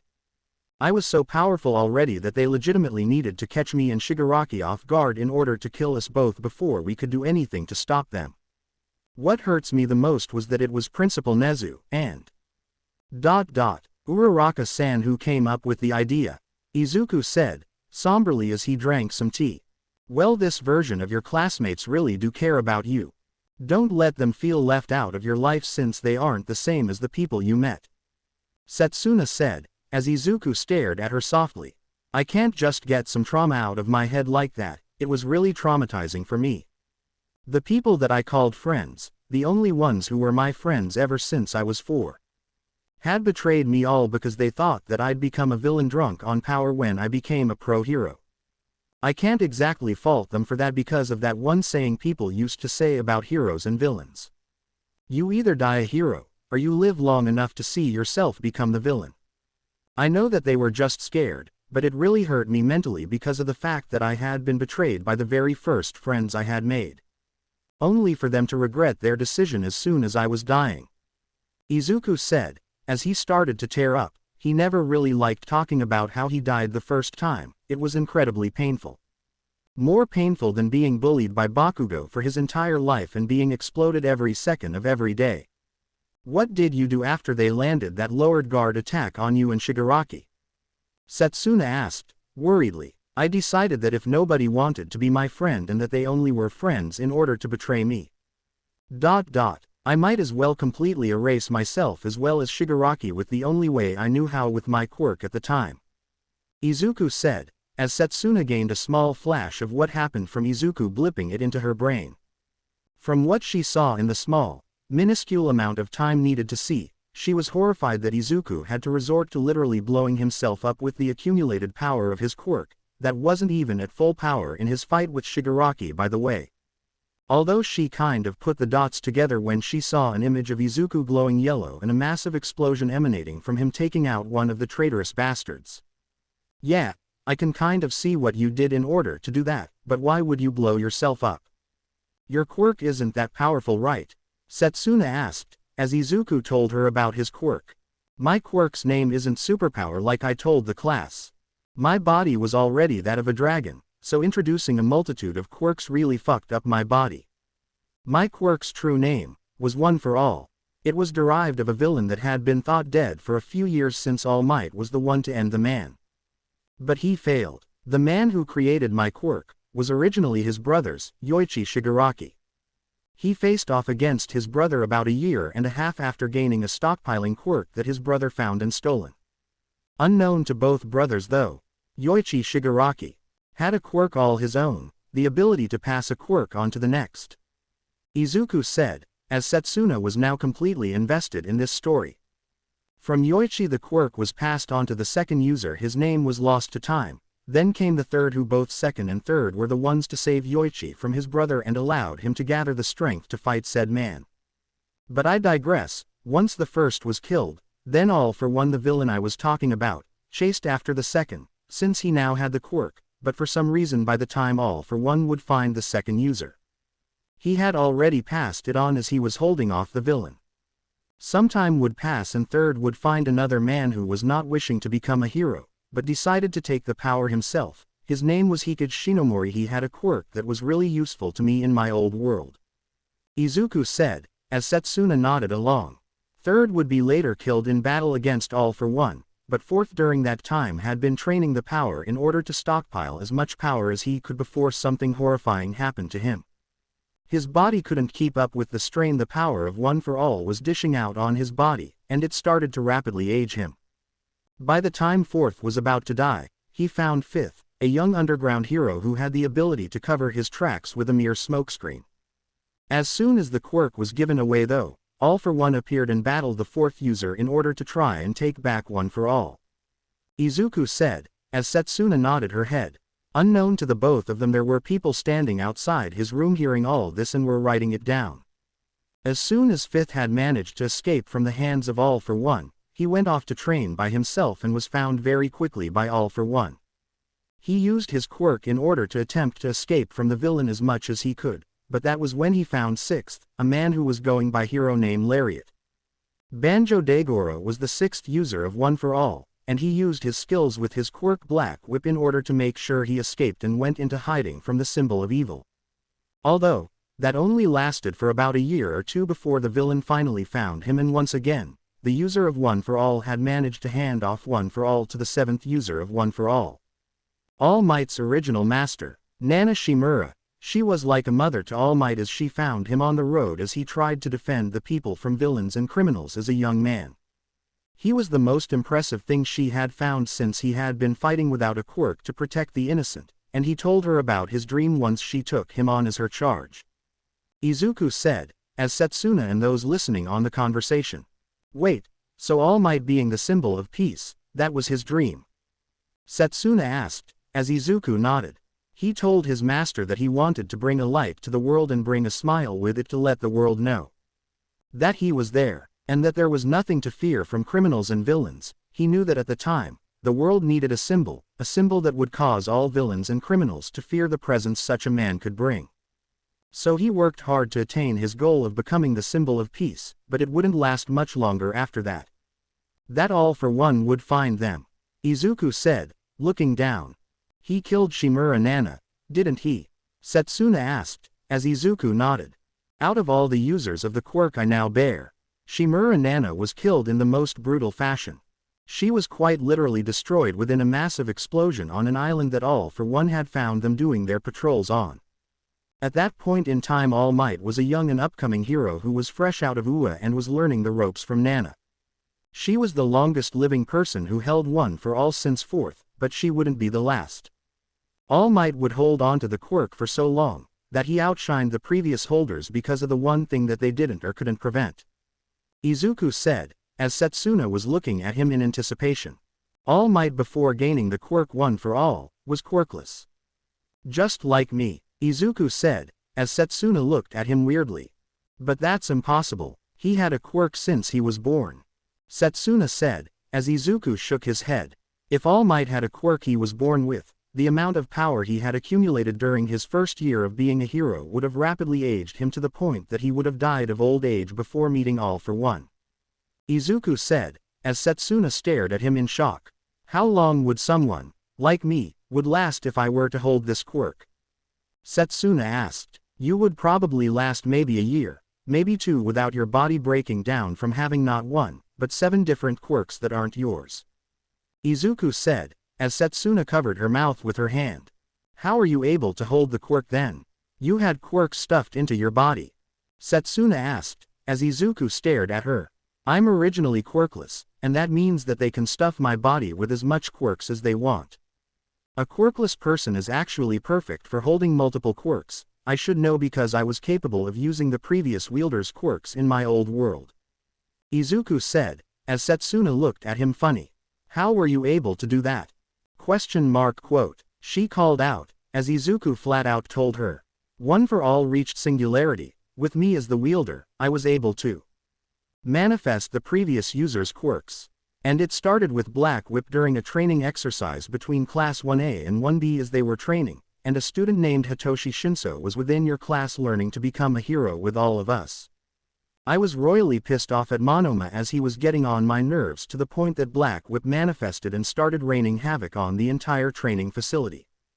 It took Shinso brainwashing me to stop all the Black Whips from hurting my classmates at the time. But that wasn't the end of it. Since we now knew that I'd be gaining the quirks of the previous users, they had trained me in order to be capable of using them all without even thinking about it. Shiro helped me with Black Whip, Uraraka-san had helped me with Float as she had a gravity negation quirk. But the rest after that were appearing during a point in time where I decided to go rogue. Izuku said, as Setsuna looked at him pointedly. Are you telling me that you became a vigilante during our school year? Setsuna asked, as Izuku nodded. During that time, I had gained access to all of the previous users' quirks except for one. I had managed to defeat a villain with only 45% of my quirk mastered, and that very villain was the one who had me use 1,000,000% of One for All just to knock him out. Izuku said, as Setsuna looked at him closely as she asked him one final question. How did you defeat him the second time? I used 45% One for All and defeated him using Black Whip as well as a Detroit Smash from my mentor. It knocked him out in one blow. Izuku said, as Setsuna was beginning to cackle. What was this villain's name? Ha. Setsuna asked, as she cackled. He was the S-class villain Muscular. Izuku said, as Setsuna stopped laughing. You're telling me that you, using 45% of your full power, had managed to knock out an S-class villain with only one punch? She asked, concerned. Izuku nodded as she then began to nod her head as she understood why the old friends of Izuku were rightfully scared of him. Izuku, not to toot your own horn, but that was probably the reason they wanted to get rid of you. Setsuna said, as Izuku tilted his head in confusion. That is totally adorable, but I need to focus. You defeated a villain. That would probably take a while for All Might at his full power in order to defeat, in one hit. That means that they were fearful of how much stronger you could possibly get in the future. They weren't killing you to betray you, they were trying to make sure that your power wouldn't take over your mind. That kind of power to knock out an S-class villain all on your own without even trying in the slightest, that would take All Might about an hour most. Setsuna said, as Izuku nodded. That was why they decided to wait until I had Shigaraki in cuffs. Izuku said, as Setsuna nodded. They continued to talk about quirks as well as other things as the rest of their audience had left them to their devices. Izuku had no reason to feel unsafe around Tokage. She was really nice, and even if a bit flirty, she was a nice change of pace for him. He really liked how the girl treated him, but there was only one thing on his mind at the moment as the day was about to come to an end. I should probably talk to Uraraka. A day had passed since Izuku had met the lizard girl who had snuck into his room on the top floor of Heights Alliance. He had been thinking about talking to Uraraka as she had been the one who came up with the plan to originally kill him and Shigaraki in his original timeline. So here he was struggling to come up with what to ask her as well as tell her how he felt in those moments before he saw her true feelings toward him. Shaking his head, he knocked on her dorm bedroom door as he stood there looking nervous as well as skittish towards those who looked his direction. Mostly the girls who were nearby who were watching what would become the spectacle of the day. Taking in a deep breath, he waited for Uraraka to open her bedroom door, and once that actually happened, he saw that she looked at him with curiosity as well as confusion. "Midoriya-san, what is wrong?" she asked, as she looked him over. I need to talk to you about something," Izuku said, as he looked into her eyes. "Sure thing, want to come in?" she asked, as Izuku nodded, being let in. He didn't let the thoughts of those nearby leave his mind as he thought he heard the thoughts of Mina calling out that Ship Izuocha was now in session. As Uraraka had sat down at her table, Izuku sat down on the ground as he looked at the space as he tried to gather his thoughts about what he really wanted to inform her about.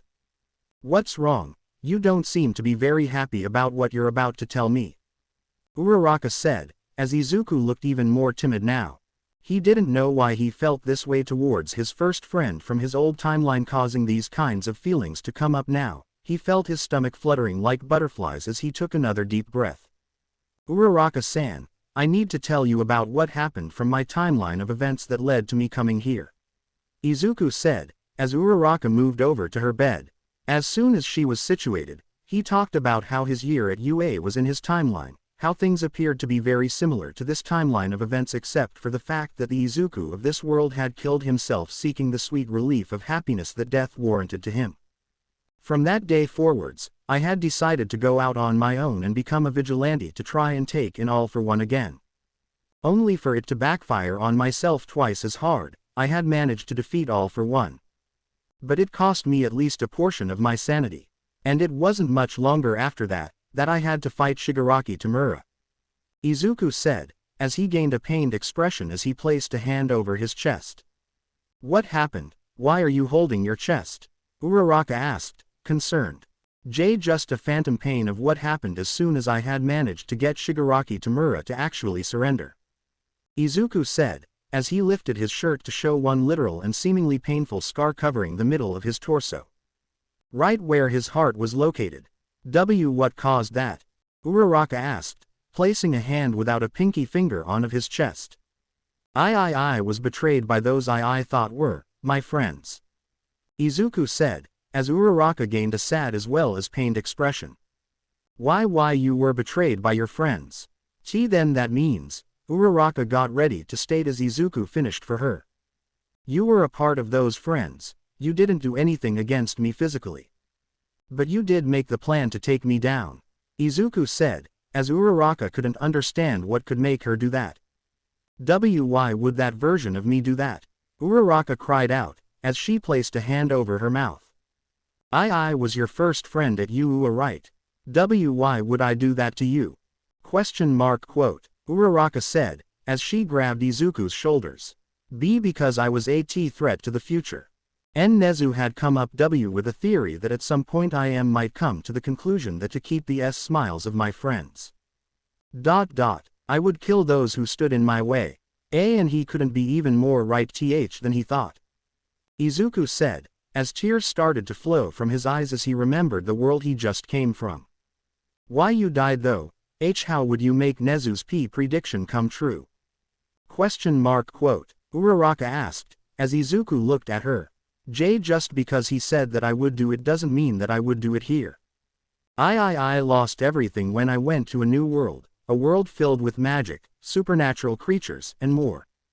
Every single pantheon that you can think of for ancient history. They existed in the world I was deposited as a dragon," Izuku said, as he showed her his draconic wings. What could make you go from a normal 15-year-old boy and decide genocide as the answer?" Uraraka asked, as she looked downright fearful of him. You know the saying that one will do anything for a family, no matter the cost. Izuku asked, monotonously as Uraraka noticed the pain behind his dull eyes. They had stopped crying a while back and were now dull. It was as if she was staring into the eyes of a doll that couldn't work anymore. Why yeah, but what does that have to do with anything? Uraraka asked, as Izuku looked her dead in the eyes. I made a family of my own in that world. I had a child of my own as well, and even then fate really loved to screw me over, Izuku said, as his tears came back anew. Uraraka pulled him in for a hug now, as she felt something in her mind think about how he had needed something akin to this in the world he came from. This faction that were calling themselves heroes. They didn't like that there were supernatural sea creatures trying to take portions of the world over. So they set out to kill each and every species until all that was left was humans, Izuku said, as Uraraka pulled Izuku in further. My family was targeted, all because of the fact that I was dragon, and my wife at the time was devil. And they had the gall to kill my daughter in front of me, Izuku said, as his words started to become nothing but incoherent sobs as he held onto Uraraka for comfort. As Uraraka had rubbed his back, she could finally see what could make the normally calm and collected boy in front of her break entirely from his heroic persona that she could tell was within him from a mere glance. Why you killed them all didn't you? Uraraka asked, although it was worded more as a statement than a question. Every single one of them. Izuku stuttered as his tears came back as he remembered each and every hero's cries of agony as he took each one down in his fury. They pushed me to fall into a state of being that is very dangerous for a dragon, Izuku said, as Uraraka pulled him away from her chest. What happened? She asked, not wanting to hear it but wanting the boy to get it all off his chest. I went from being a normal dragon to becoming an evil dragon. In title only, Izuku said, as he thought about all the pain he felt that day he became an evil dragon in nature alone. What is an evil dragon? Aren't they like the bad evil dragons from story tales? Uraraka asked, as Izuku shook his head. Evil dragons in the world I came from are normal dragons who had suffered the pain of loss of someone dear to them.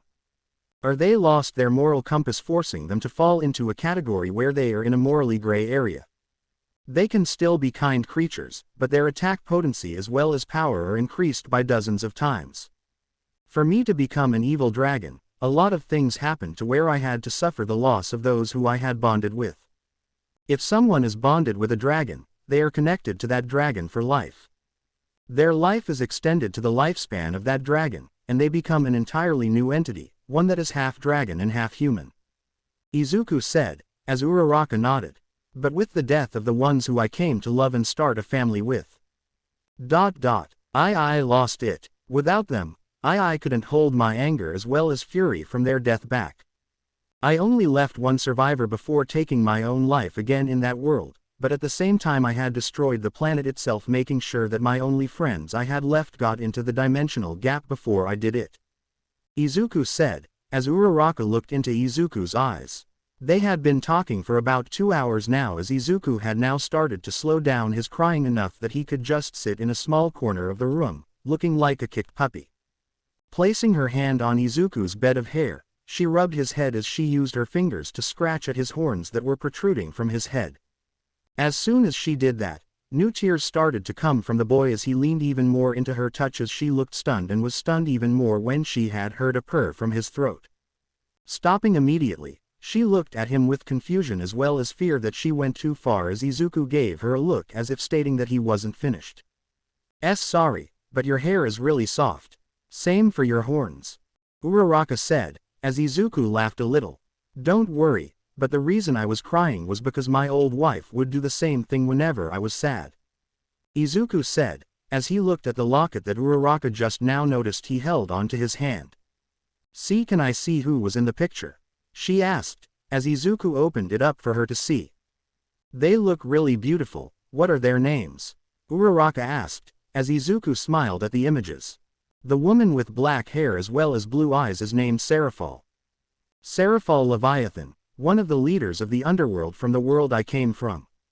The little girl next to her, the one with black hair with green roots, is my daughter, Sarah. Sarah Midoriya, Izuku said, smiling at the girl's happy expression on her face. She looks just like you, except without the big green eyes. She only has one green eye and one blue. Uraraka said, as Izuku immediately responded. A rare case of heterochromia. She was the most beautiful little girl I could ever produce. I had thought about naming her Izumi, but I let Seraphal name her. I miss them both so much. I sometimes have dreams where I never had to hear about one of them dying only to have the other die in front of myself. Izuku said, as he started to release some tears once more. Well, I think this has been a long session of talking. Want to pick this up tomorrow? Uraraka asked, as Izuku nodded. He left the locket on her desk as he needed to move on from the death of his previous family. Uraraka looked at the locket though as she made on difference from the image. That girl seems to have a different hairstyle than either of her parents, not to mention the singular blonde strand of hair. Uraraka said, as she placed the locket inside her drawer. Izuku re-entered his bedroom as he thought about the talk he had with Uraraka, and he couldn't help but smile to himself as he remembered times when Uraraka would talk to him. Their talks weren't that important, but they conveyed that he really enjoyed them whenever the girl was nearby.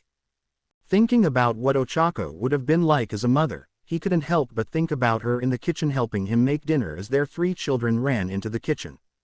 Shaking his head from the vision, or hypothetical future of him and Uraraka, he focused on his next mission. Becoming the new successor of All Might and making sure to not make the same mistakes in this world that he did in his original timeline. Because he cannot afford to make the same mistakes, and this time, he will not shy away from killing an enemy who could become a bigger threat later on. Izuku was seen training in Gym Beta as he was moving around the place in his draconic form chasing Elizabeth.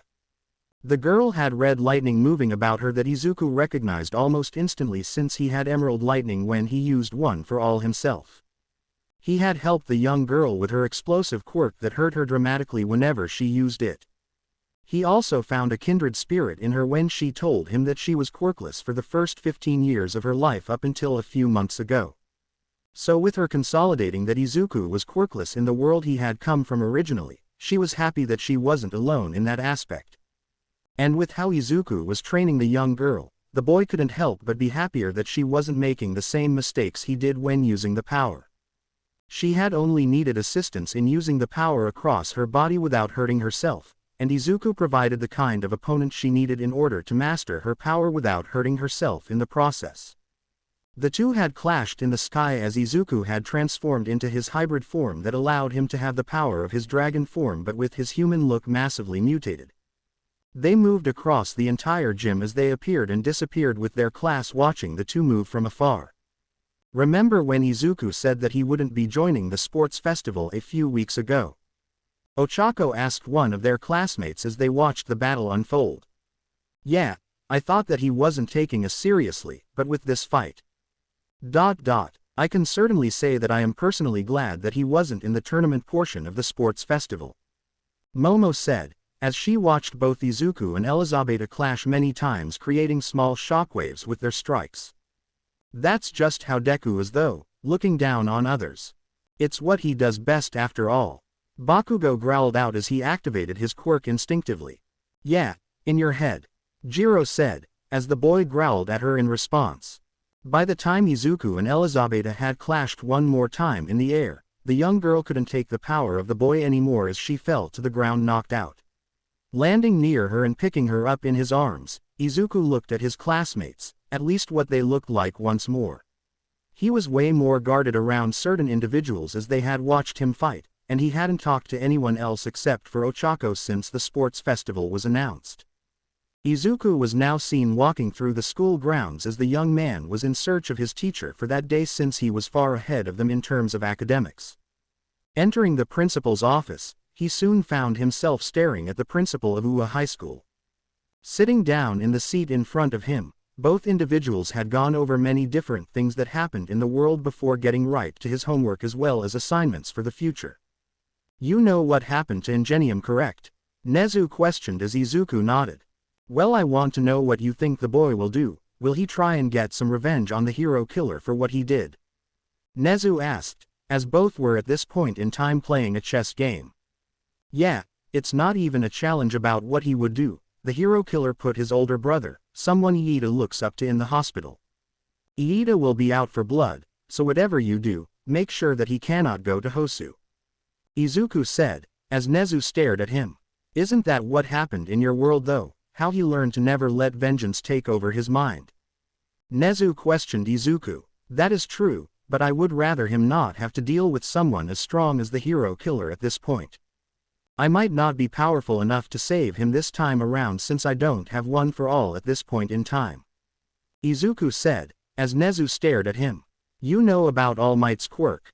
The creature asked, as Izuku nodded. I was the original 9th user of One for All.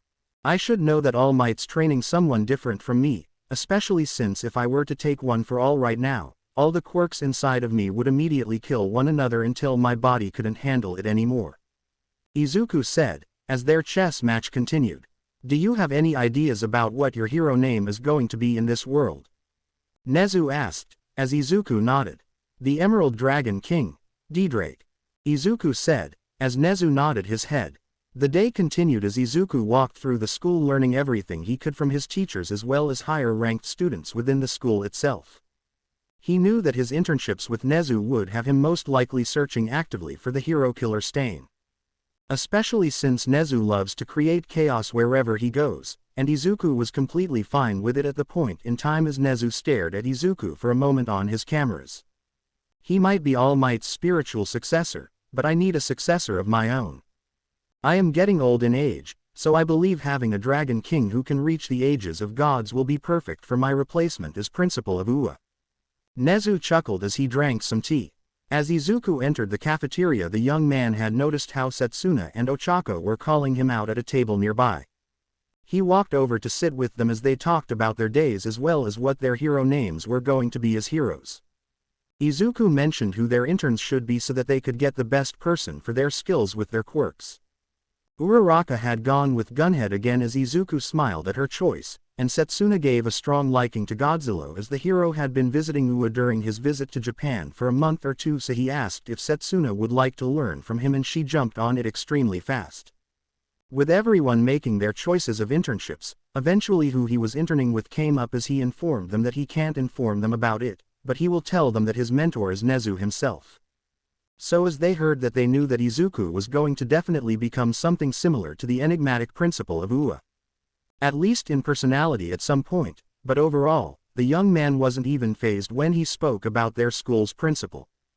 It wasn't much longer that Izuku informed them about his hero name being D-Drake, the Emerald Dragon King. They all liked the hero name, and Uraraka asked what his original one was as he informed them that he had it as Deku last time around. But it held some horrible memories from his past future. They all understood what he was meaning immediately as they all spoke about their own hero names as well as who they were planning on interning with. Izuku couldn't help but be happy with how the classmates of his were surprisingly much nicer than the original one she had. But now he had a new problem. He was reaching a plateau of power that he could use, and he knew that once he reached this plateau of power, he wouldn't be capable of increasing in more power. And he decided to keep that information to himself, since in terms of power he was already many times more powerful than most heroes as well as villains that could come up in the future. He was looking at some of the people who wanted to see his training. He found a familiar name on some papers for Elizabetta's own mentor list of her internship offers. He had seen her place it in the bin for Aizawa's class as she wanted to learn from the very same man who taught All Might himself since he had more experience. Izuku decided to ask Nezu a question about going over with Elizabetta in order to see the man once more. And Nezu was more than alright with Izuku moving over to where Gran Torino lived in order to train under the man once again as well as to assist the old hero with training the next symbol of peace. He was walking out of the office as he soon found himself staring at Midnight as the woman was walking about as if nothing was wrong, and he felt his cheeks blush lightly before looking away from the woman. He was seen staring at the woman's disappearing form by some of his classmates within Aizawa's class as they seen an extremely saddened look on his face. He couldn't stand having to remember the woman who taught his class, as well as the dark fate that awaited her during a time where villains were coming to power within Japan. Shaking his head, He pulled up the number to call Gran Torino as he walked to a safe location to call the old man. As soon as the old man answered the phone call, Izuku stayed quiet for a moment before talking. "Who is this?" Gran Torino asked. No demanded. "Hey Gran Torino. I know that you don't know me, but you should know from Nezu about the fact someone came from a different world who now lives here." Izuku started as Gran Torino gave a gruff grunt of acknowledgement. "Yeah, what about it?" he asked, as Izuku gave him a small conversation about his life until he came to this world. "Damn, so everyone lost in the world you came from originally. I never would have thought that your classmates in that world would betray you like that kid. Must have been hard to see them again for the first time, huh?" Gran asked, as Izuku hummed a little. "I know that some of them didn't want it to happen, but I don't care. I can't trust some of them anyway. I was apologized to by Kachan in my world and he was still taking the loss of my life as if it was something that I should have done when I died. In this world it seems like he feels the same way," Izuku said, as Gran Torino nodded on his end, humming in thought. "Any reason you're talking to me of all people, brat?" Gran Torino asked, as Izuku sighed. "I kind of imprinted on you in my world as some kind of old grandfather of mine. I was kind of hoping that we could have that kind of relationship here. I am supposed to be dead here in this world. And I don't want to see my mother after she had gotten over my death," Izuku said, as Gran Torino immediately caught on. "You don't wish to speak to your parents, because you think that they would immediately stop what they're doing to find you. Don't you?" Gran Torino asked, as Izuku hummed. "Yeah, especially my mother. She would essentially prevent me from becoming a hero altogether since I had killed myself in this timeline of events," Izuku said, as Gran Torino sighed. "Well, I never had the chance to have children of my own, so it would be nice to have a grandson to beat the shit out of whenever he does something wrong," Gran Torino said, as Izuku chuckled. "Well, I will see you during the internships with Elizabeth. I just wish to help her train as much as she can with One for All. That way she could be at least 2 to 3 times stronger than I originally was in my world during my internships," Izuku said, as Gran asked a new question. "How much of One for All could you use after my training, kid?" "I couldn't use even more than 10% across my body without any kind of pain flaring up. You basically managed to get me to learn how to use my quirk before we found the city of Hosu under attack by Nomu, the hero killer.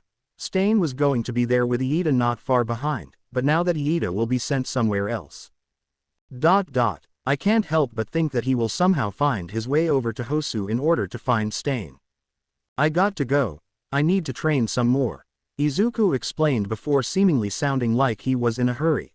"See you when internships happen next week, brat, and make sure to bring some taiyaki with you," Gran Torino said, as Izuku laughed at the old man before hanging up the phone. As Izuku looked out the window towards the dorms, he was completely unaware of a blonde-haired young man whose hair was in a cowlick who overheard his speech with Gran Torino of all people. He stared at the younger boy had walked down the hall before looking at his 2 friends who were standing there in shock as well as concern. To think he went through something so horrible in the world he came from. "We need to make sure the same thing doesn't happen here," the boy said, as a periwinkle-haired girl nodded vigorously. Yeah, we will make sure that he's protected at all costs. Even at the cost of our own lives." The girl smiled as an indigo-haired boy stared at both extroverted friends of his. I just want to go home," he said, hiding his face in a corner. Izuku was walking towards class as he prepared for the internships that were coming up later on that day. He was heading over to Gran Torino's place so that he could help this generation of One for All in order to gain as much control over her quirk as fast as possible. The young man wanted to be sure that Elizabeth was further on in her strength than he was, since when he found out that he could use more of his strength against Muscular in the summer camp, he had gone overboard. He wanted Elizabeth to know that she could go higher than at least 5% without having to have issues with control issues. She would only have issues with bringing out the power needed to defeat an opponent who she was being overpowered by. Not that he would let her be alone in terms of fighting Muscular himself, the man was just too dangerous for Elizabeth to take on by herself. Once class began, Aizawa started to talk about how they were all going to be heading out on their internships today, but before they did that, They would need to make their very own hero names. Izuku was already choosing his hero name when Midnight had entered the room with a smirk on her face as she looked over at the young man in his class with a mirthful look on her face. A hero isn't anything without their heroic persona. I am here to assist you all in making hero names that you all will never come to regret in the future. The woman said, as Izuku grimaced as he remembered what happened to the woman. She was not given a good death from where he came from. In fact, he could argue that it was one of the worst ones that he had seen from his time as a provisional hero in his second year. Shaking his head, he looked at how everyone was writing their hero names as he smiled at the one he had written down already. Standing up and walking up to the front of the room, he sat at the podium as Midnight smiled over at him as he twisted the whiteboard around showing his hero name. This hero name was something that an old friend of mine, in my old world, had told me would make sure that would be turned from something horrible into something great. But I wanted to change it up a little bit so that I could show others that its meaning is not that, but something more. Izuku said, as he revealed his hero's name. Deku. The heroic heavenly dragon. Once all the students had named themselves what they had wished, whilst some were still pending. Izuku and Elizabeth had walked over to the train station with their hero suits so that they could prepare themselves for their training. So what should I be looking out for when we meet Gran Torino? Elizabeth asked, as Izuku thought about it. Well, he will probably try and do a prank on you to catch you off guard. Something similar to showing you a dead body. He did the same to me in my world, but what he does in this one could be different. Izuku said, as the girl nodded. Getting on the train, Izuku kept an eye on Iida as the young man got on the train to Hosu. He had heard about his older brother being attacked by the hero killer Stain, and was starting to think that Iida was going to get himself killed. So as their train left the station, Izuku kept an eye on the young man as he talked to Elizabeth. The two were in the middle of a conversation as they saw Iida looking around as if he was searching for something or someone.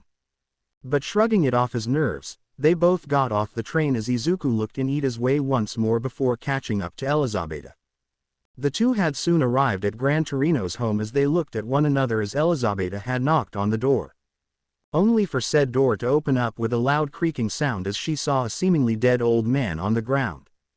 Running over to try and do first aid on the old man, Izuku leaned on the doorframe as the girl went over the motions of first aid as he poked his head in the girl's direction with a mere statement.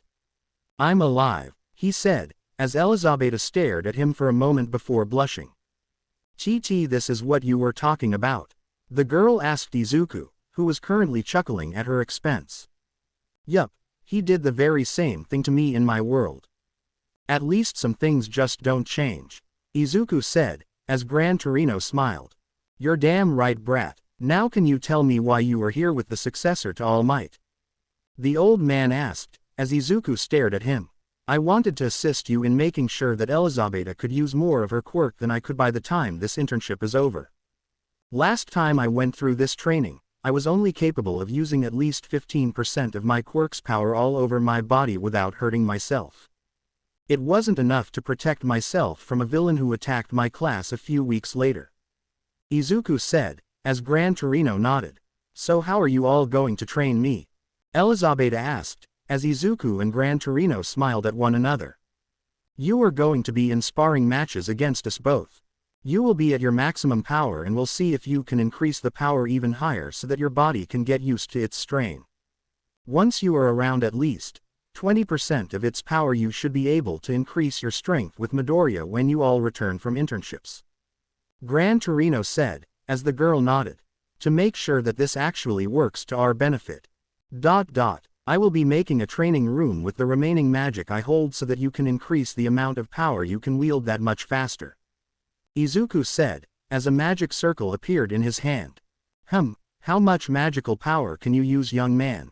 Gran Torino asked, as Izuku sighed. "It's been lowering until I don't have any. Because of all the quirks packed into my body.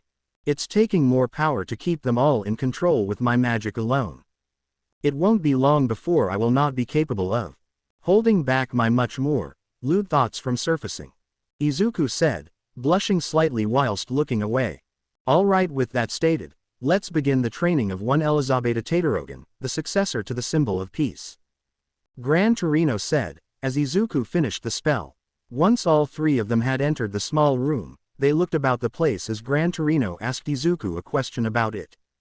"So how much time passes when we're in here?" he asked, as Izuku thought about it. "A month. That is for the time outside of the magic spell, it would be about a few hours," Izuku said, as Gran Torino smiled. "Well, we can get a month's worth of training into the next symbol of peace, and she would be much stronger than your original self," Gran said, as Elizabeth looked at Izuku. "How much power of One for All could you use after his training?" she asked, as Izuku looked at her in the eye.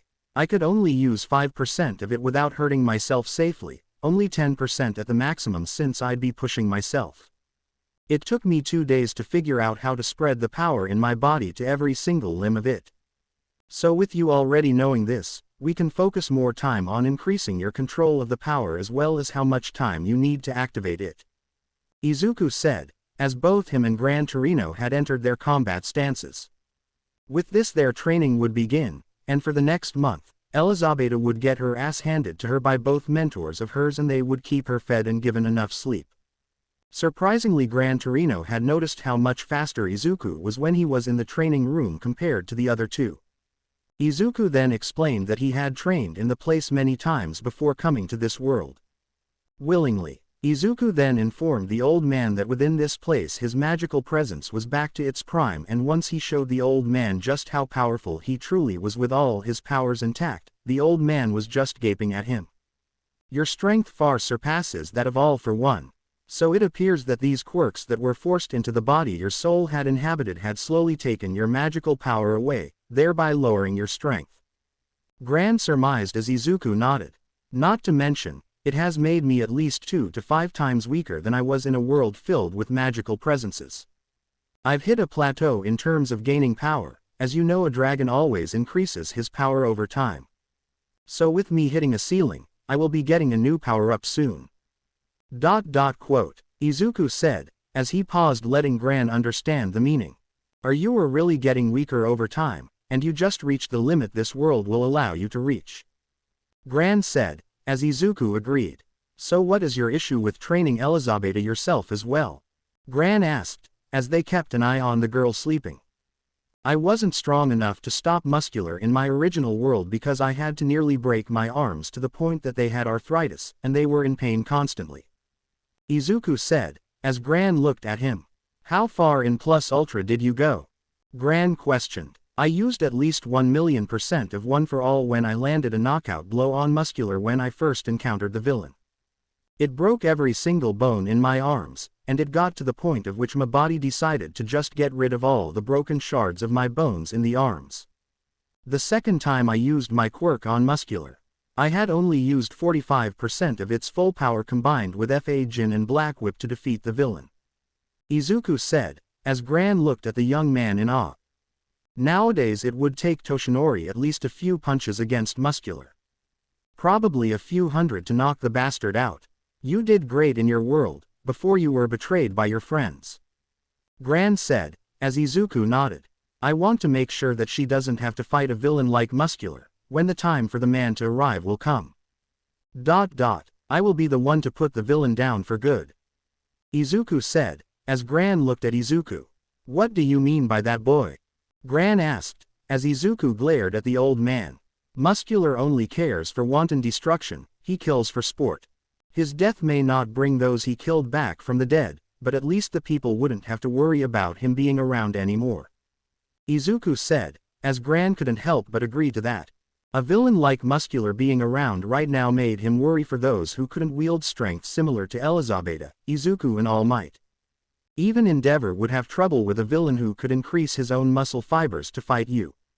It wasn't much longer before Elizabeth had woken up after her last beatdown from the last few days and got into a combat stance after eating some prepared food Izuku made on the spot. They would rinse and repeat this motion for the next week when the month inside the training room ended as the magic spell had ended. Once Gran Torino and Elizabeth had landed on the ground looking around, they found Izuku kneeling on one knee as he took in deep breaths as he looked at his arm. It was twitching as well as trembling as the pain from his arthritis had come back in full, not to mention that the amount of quirk factors inside him was starting to change his dialect to what All for One had made him to do. I need to place myself in a room without anyone inside. Don't inform me of anything, Izuku said, as he struggled to get into a room. He was holding his head the entire time as he was entering the room, as Gran Torino and Elizabeth had been looking in his direction. Is there something wrong with him? Why is he feeling this now? Elizabeth asked, as she was worried about Izuku. All for one, the villain All Might should have told you about is an increasingly dangerous villain the longer he stays alive. He can take and give quirks in order to bring those who he views as test subjects to his cause. He was one of the greatest villains around before All Might put him in the dirt, or at least we thought he did. You are going to fight someone who can use hundreds of quirks in a single second, and you will need to fight with brains as well as brawn in order to defeat him. All for One is a dangerous individual not because of his quirk alone. He is a very smart man having lived for over 200 years since the advent of quirks. From what I gathered from Toshinori and Recovery Girl, the young boy you saw holding his head in pain. He was turned into a Nomu before his soul had come into being inside the Nomu body you see. He used most of his magical power to keep his personality in the body, but it seems like it's taking its toll on him after all this time. Gran said, as Elizabeth sadly looked in Izuku's direction. What would happen if I entered his room? She asked suddenly as Gran looked at her. That young man had enough aphrodisiacs to kill a young man his age at least 340 times over. How he survived that is nothing less than a miracle with just using his magical power in order to hold it off for as long as he did. I'm surprised that he didn't release that pent-up tension in his body until now, but you probably would not wish to be a hero after he's done with you if you enter that room. Gran said, as Elizabeth looked at the old man. What time do we leave for Hosu? She asked, as the old hero looked at the time. We can leave tomorrow, that way we can head out at night. When all the villains come out, the old hero said, walking to his bedroom.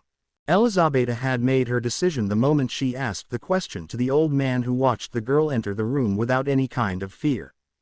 As she entered the room, she found Izuku laying on the small cot as she moved closer to the young man. Pulling out a wet rag, she pulled his body over to find it sweating profusely as she dabbled the wet rag on his forehead. Are you all right, Midoriya? She asked, looking at his shirtless body. The young man was incredibly toned for a 17-year-old from what she could see alone, but she was more worried about the pink gas coming from his skin as if they were steam. Why, you should have never come in here, Izuku said, as his body grew slightly from the release of gas.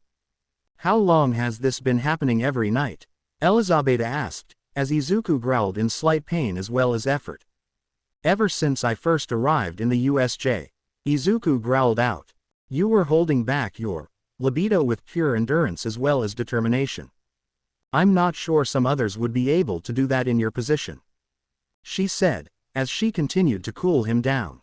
Just because I'm stronger than most. Doesn't mean that I am mentally strong, Izuku said, as Elizabeth looked him in the eyes. She noticed that his eyes were more slitted than before as his draconic appearance had made him look much more desirable. She had only ever seen his draconic hybrid form in training or when he felt like releasing it around the dorms, but seeing it in a private area such as a room now made him look much more adorable, with him seemingly sick to the stomach, and with how helpless he seemed in the moment she smiled at him as she continued to cool his body down. She reached for his horns as she cooled them down as well with the wet rag, unaware of the boy's growing arousal. His eyes were battling themselves for either looking at the girl's eyes or her body as his growing lust was becoming more and more apparent. Not to mention his blankets were not protecting the tent they were pitching up as slightly more gas was coming out of him now. The girl was subjecting herself to the aphrodisiacs slowly as she wanted to make sure that Izuku was alright first and foremost. You know what will happen if you don't leave this room, right? Izuku asked, as the girl looked at the now completely slitted eyes. Nodding along, she continued to help him cool his body down with the rag and cold water, but she wouldn't be needing it much longer as Izuku soon grabbed the girl and pulled her under the covers with himself. She could feel herself blushing from the contact that the young man was giving her, and she could feel the pants of breath hitting the back of her neck as she felt his throbbing member through his pants poking her rear. Staying calm and oriented, she kept herself still as she waited for Izuku to make the first move on her, and when she noticed nothing, She turned her head around to see Izuku staring at her in the eyes. He blinked slowly before she returned the favor before a glint appeared in his eyes before he moved into her face. They then were seen kissing one another on the lips as the girl was slowly turning her body around to face him fully. Climbing on top of him, both were full of lust as they looked at one another in the eyes as she stared at him before taking off her shirt and bra. "Are you sure that you want this?" Izuku asked, wanting confirmation. "Yeah, I've been getting more and more attracted to you these last few weeks since we were training together. Now shut up and let me have this," Elizabeth said, as she kissed him once more on the lips. The next morning Gran Torino sat on the couch as he looked at the news. He knew that today would be a good day to give the two students a good experience of fighting in Shinjuku. So as he stood up to get the two out of bed, he walked over to Izuku's bedroom only to find the two already prepared and sitting on the bed. "Looks like she got you back under control. What did she do? Fuck you." Gran joked as the girl blushed from being called out. "Wait, you two did it. Did you at least have protection?" Gran Torino scolded the two. "I can control how virile my sperm are. She won't be becoming an early mother this soon into the school year." Gran Torino, "The aphrodisiacs were too much for me to handle at the moment last night," Izuku said, as Gran immediately took the situation seriously. "Haven't you been getting yourself pleasured correctly since the USJ event?" Gran questioned seriously as Izuku shook his head. "I was trying to keep that information to myself. I don't want to cause people any issues, and I couldn't exactly tell my classmates that if I let myself go under the aphrodisiacs that were still present in my body, I wouldn't be treated that well," Izuku said, as he grimaced. "Well, at least you can control your body. This is what I was warning you against, Tadorogan. I warned you that this would happen if you didn't listen to me, but you are your own person so I can't judge you," Gran Torino said before getting to the thing he wanted to tell them. He informed them both about the training he had for them both today in order to get as much experience as possible to become better heroes. Elizabeth had taken the challenge he gave her and was going out of the room as Gran remained in the room with Izuku. "This place smells like sex and cum. How much did you put into that young girl?"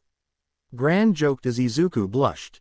"A dragon holds a lot of it, so I guess a couple gallons," Izuku asked, as Gran deadpanned at him. They were leaving at night, as Gran told them that the real villains come out during that point of time, when the limelight heroes are going to bed. They were on the train passing by Hosu as they were preparing to go over to Shinjuku, Kamino Ward. They were passing by one of the small city's blocks of Hosu when Izuku felt the hairs on the back of his neck lift up, and almost as fast as he stood up Gran Torino had stood up as well as the wall of the train car had been blasted open. "Stay here, brat. Deku, come with me," Gran Torino said, as he kicked the Nomu out of the train car. Izuku ran after the hero before looking at Elizabeth with a concerned look before giving her permission to use her quirk. "Go find Iida. He will be in this city searching for the hero killer. If he is here, then it is your mission to get the young man out of the area and away from the hero killer, understand?" Izuku asked, as Elizabeth nodded. He jumped out of the train car as he followed Gran Torino down the street following the Nomu who had small wings carrying it across the area. Izuku and Gran Torino had arrived in the small area of town that was covered in fire and smoke as Izuku ran towards one of the burning buildings as he started to breathe in through his mouth, bringing the flames over to him. Once all the flames were being dealt with by Izuku, the firefighters as well as the smaller heroes were entering the building in order to find anyone still left inside. Izuku went over to each building as he took down every fire in the area so that the heroes wouldn't use their powers for that and use it to keep the civilians safe. As soon as he was about out of time to hold in the flames, he came across another Nomu who was oddly similar to the one All Might fought in the USJ as he walked closer to it. Opening his mouth to release the flames onto his opponent, Izuku watched as the Nomu placed its arms in the way of the flames in order to block the incoming wave of energy. The Nomu would hold up for a few moments before being killed through the completely terrifying flames of the young dragon. With the Nomu defeated, Izuku went to help the other heroes in the area dealing with the Nomus causing havoc in the area. He soon ran into Endeavor as he took down another buff Nomu with just his pure flames, taking out its brain as well as head. Looking over at what used to be flaming buildings, Endeavor looked at Izuku as the young man tended to the civilians in the area. Shaking his head at the boy, he moved on to the other heroes in the area, trying to gather as much information as possible. Izuku was then looking at his phone as he got a message from Elizabeth, as he immediately took to the sky with Todoroki, who was in Elizabeth's class. The young man looked at Izuku with confusion as Izuku saw him look at his phone before nodding at the draconic young man. They continued to fly over the city looking for the location that was sent to their phones when they heard a fight going on in an alleyway. Dropping from the sky, Izuku had aimed himself to where he would be falling towards where the attacker would be based on his vision. As soon as the person was upon a downed figure, they raised their blade into the air as they prepared to land their attack on the downed person's back. But before the blade could make contact, Izuku pulled his arm back and punched the hero killer in the face, sending him into the wall at the end of the alleyway. Looking down at the person on the ground, Izuku saw Iida laying on the ground prone as he stared at Elizabeth in the same position. "What are your blood types?" Izuku questioned suddenly. "Mine's AB," Iida said, as Izuku nodded and looked over at Elizabeth. "Mine's type O," she said, as Izuku released a breath of relief. "Okay, you will be the first to be released from his quirk's effect. It works based on blood type so long as he licks any blood," Izuku said, as the hero killer chuckled. "You're the first hero who has known my ability from no information given to you," the hero killer said, as Izuku revealed his draconic wings, making himself appear larger than he already was. But this was a ploy in order to allow Todoroki enough time to move Native and Iida out of the alleyway and out onto the street with his ice. "How are you aware of my quirk as well as its effects?" Stain questioned as he stared at Izuku in confusion. "I've fought you before, Stain. You won't remember it since it was in a different timeline of events. But I am here to make sure that you don't hurt anyone else, and it starts with taking those in this alleyway out of here and to safety," Izuku said, entering a battle stance. He used his magic subtly in order to pull Elizabeth over to him very slowly, and if Stain noticed it, he didn't voice it as he launched at the draconic boy.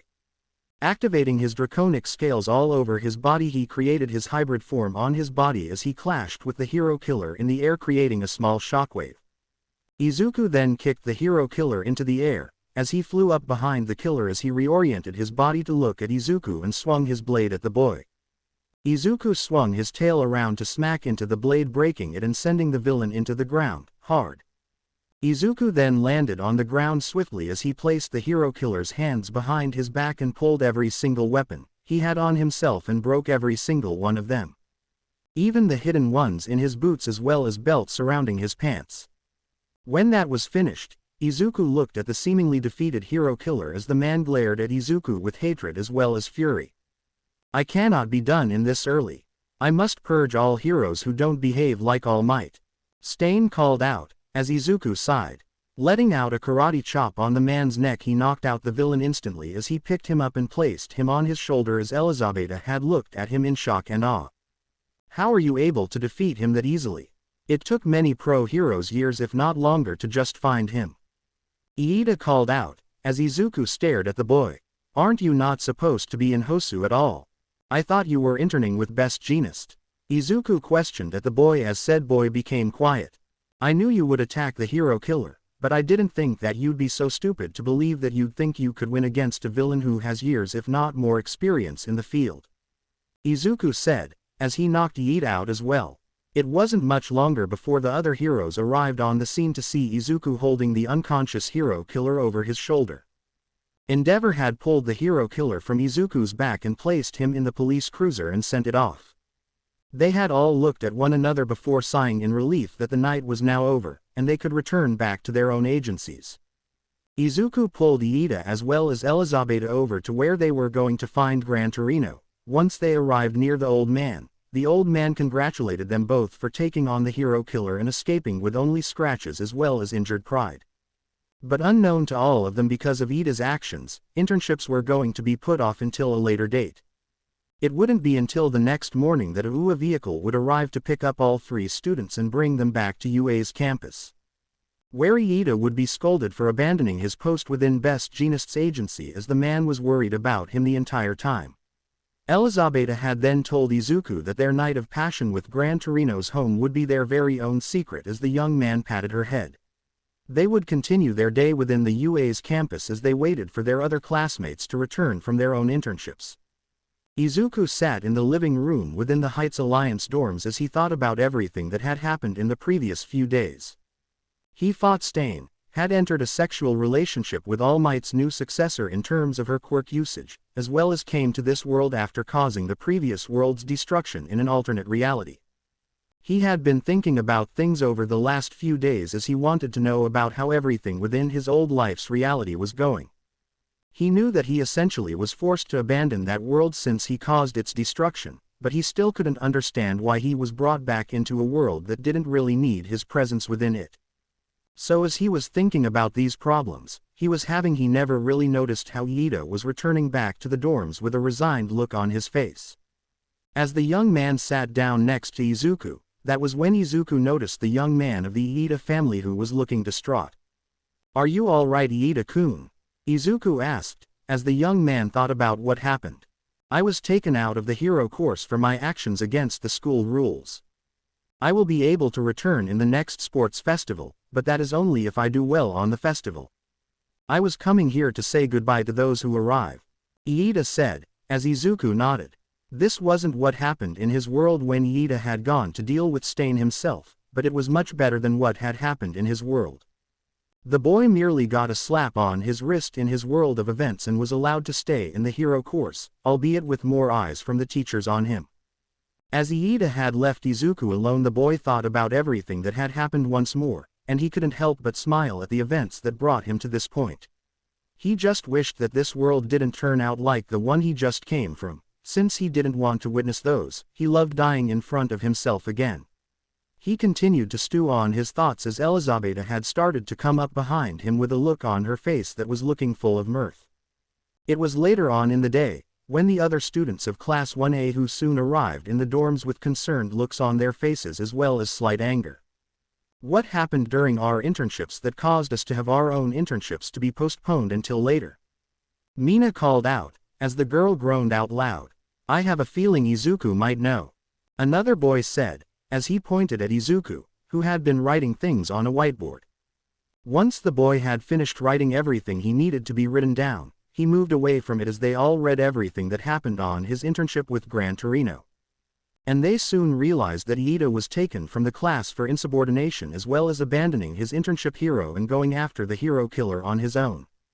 With that, the class had become much more worried since they didn't know who would be next on the chopping block as Ochako walked up to Izuku. "Why did he go after the hero killer?" she asked, as Izuku sighed. The hero killer placed his older brother in the hospital since they were targeted by the hero killer. So Iida thought that since the other pro-heroes had failed, that he would be able to defeat the hero killer where they weren't.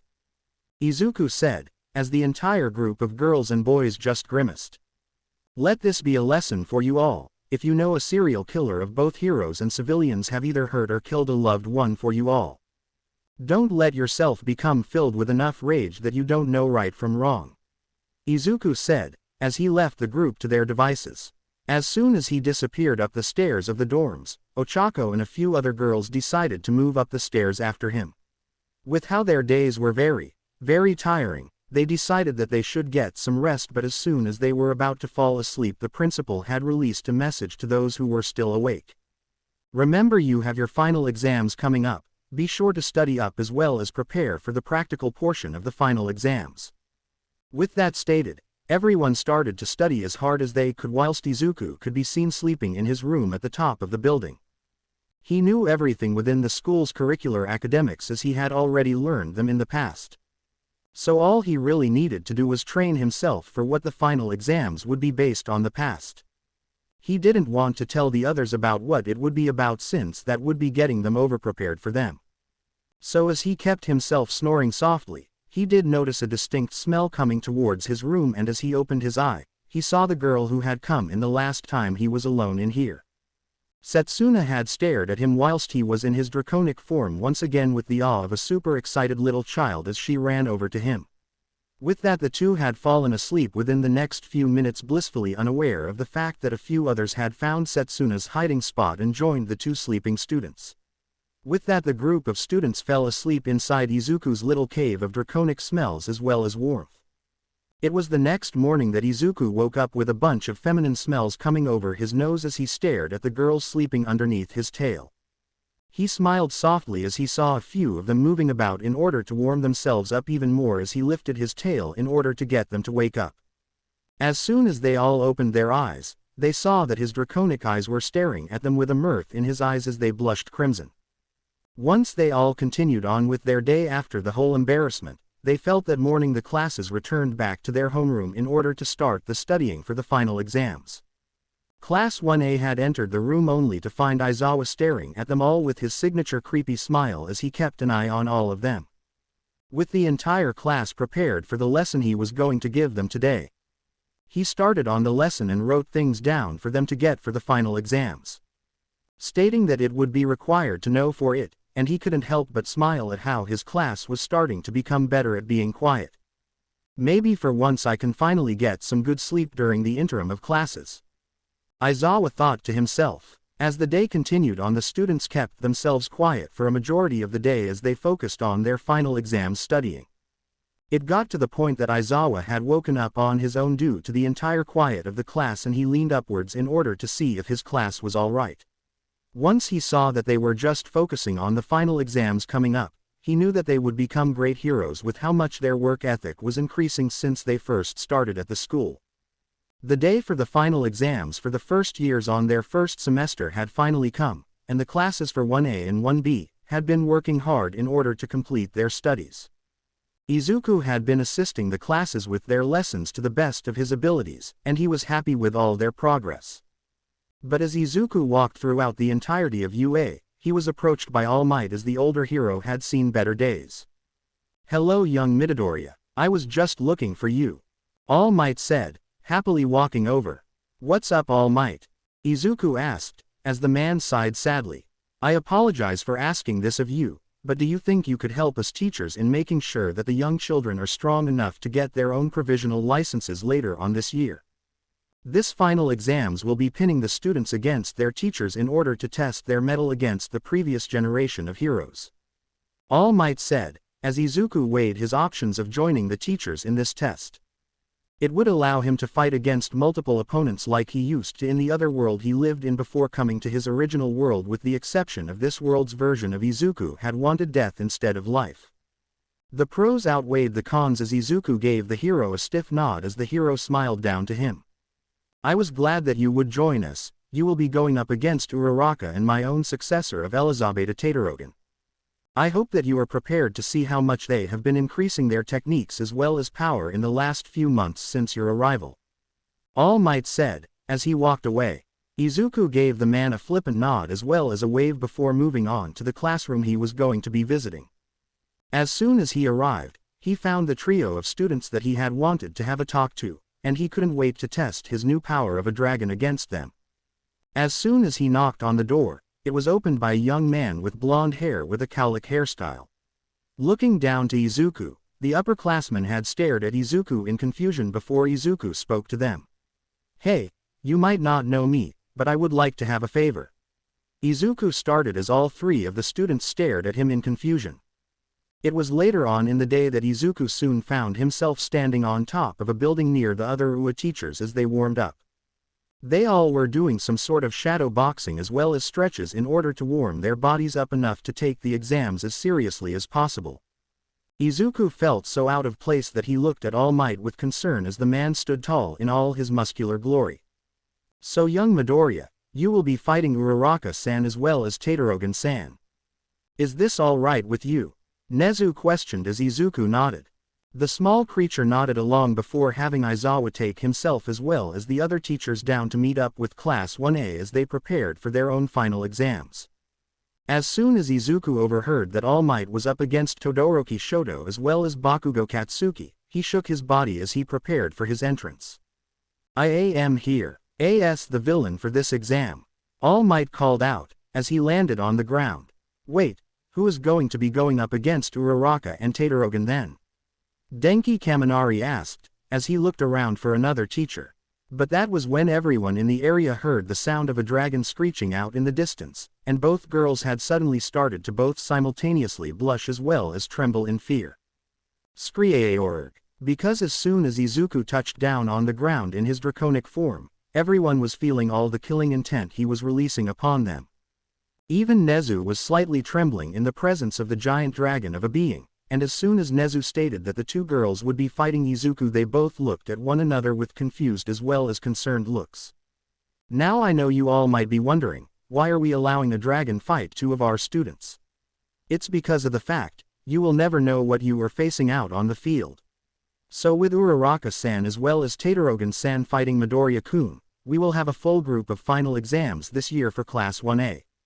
Nezu said, as he hysterically laughed maniacally. If you all believe that you can defeat me, that will be a pipe dream. You will need to find a way to both get around me, as well as defeat me in the given time of the final exams. Happy hunting. As all the students looked over at Ochako as well as Tadorogan, they were expecting the two to be praying to God for some kind of miracle, but they found the girls looking at Izuku with determination. And soon enough the final exams began, with a few other teams moving in first as they looked at each and every screen, with Kirishima and Sato going first against Smentos. The two had gone for a more straightforward strategy in order to take down the hero. They kept running towards the hero using their quirks in order to attempt to overpower the concrete. It didn't work out in their favor after a small amount of time passed over.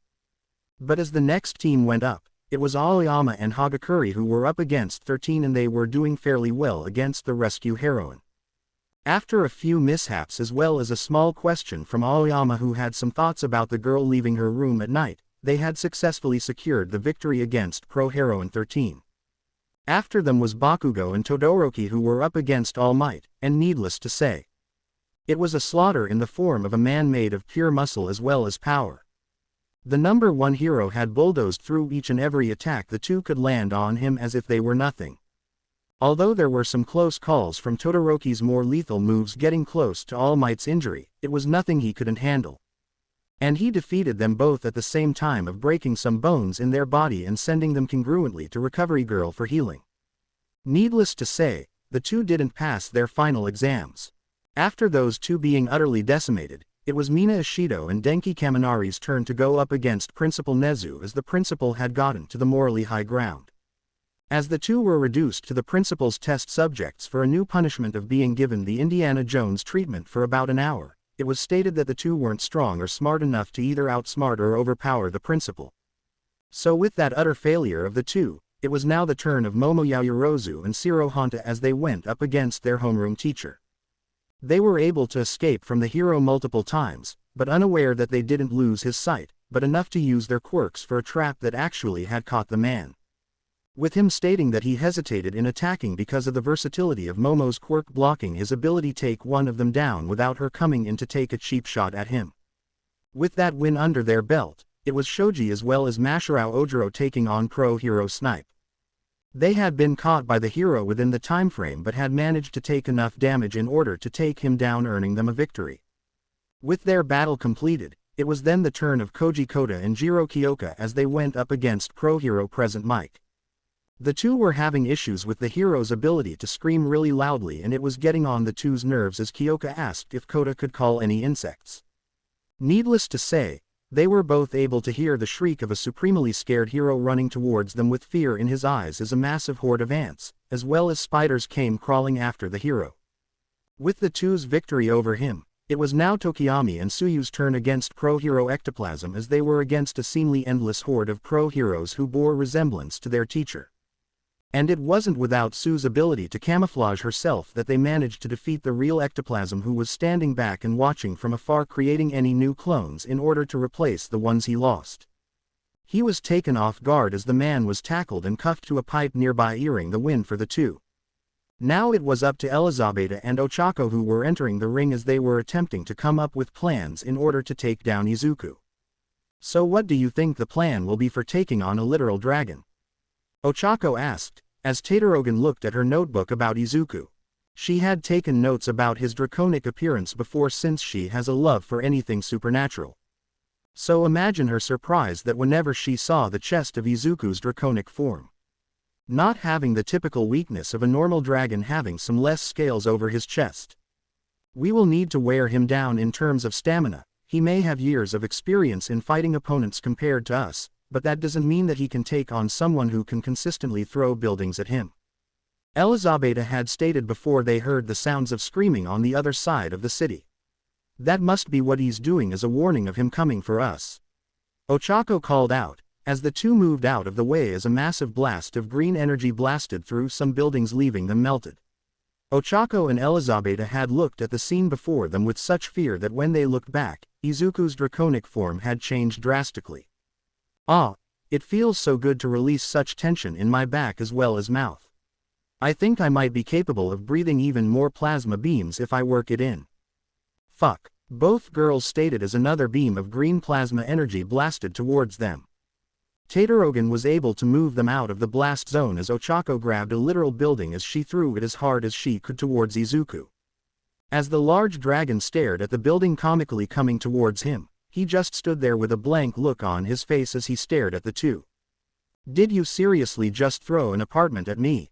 Izuku asked, completely concerned as well as confused. What do you expect from us to do against you? Your anatomy is completely different from any other dragon specimens that were found in the last 100 years. Tadorogan called out, as Izuku sheepishly looked away.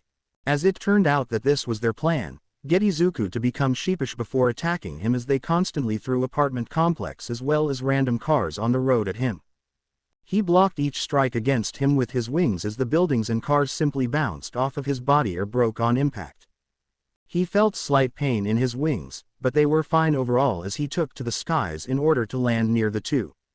Once he found them, he landed on all fours as the two stared at him with both fear as well as concern as he growled at them both from above. His scales had become black in color with some green veins moving about his body as if to show he was powering up. Once his body started to glow, Tadorogan and Ochako had tried to use the power-up in order to run away only to be pulled in by an unknown force. Turning around, Ochako released her hold on Tadorogan as she flipped through the air and flew towards Izuku. Once she saw his new form, she blushed crimson because he had horns coming out the top of his head, wings sprouting from his back as well as portions of his body had fire coming from them. Mostly around his arms, legs, groin, as well as face forming flaming parts of his body similar to Endeavor's flaming beard. As soon as Ochako was upon Izuku, she put her plan into place as she pulled out the cuffs before she swung them out to catch him unawares. But Izuku caught on instantly before catching them and placing them on the girl before pinning her to the ground. Ochako could feel the breath of Izuku on the back of her neck as she heard him pant slightly before feeling him rub himself on her slightly. There, that should make you unable to counter what I'm about to do, Izuku said, ominously as Ochako looked back to see Izuku standing over her body charging an attack to knock her out. But just in time, he was kicked in the face as soon as the plasma beam was fully charged in his left hand. As he skidded across the ground, Tadorogan had picked up Ochako, freed her from the cuffs, before looking back at a snarling Izuku. Shaking his head, he simply started to walk near the two, which they could feel the air becoming more and more heated. Soon though, nothing happened between the two as Tadorogan and Izuku clashed in the middle of the destroyed city. The two seemed to be on par with one another as Ochako took this moment to leave and escape to the other end of the city which she could see the exit. With Izuku distracted, if he tried to follow her, Tadorogan would follow him and keep in contact in order to distract him from Ochako. The young woman had gotten very close to the exit when she felt an invisible force snaking up her back as well as over her mouth as she looked back to see Izuku holding Tadorogan in his hand, unconscious.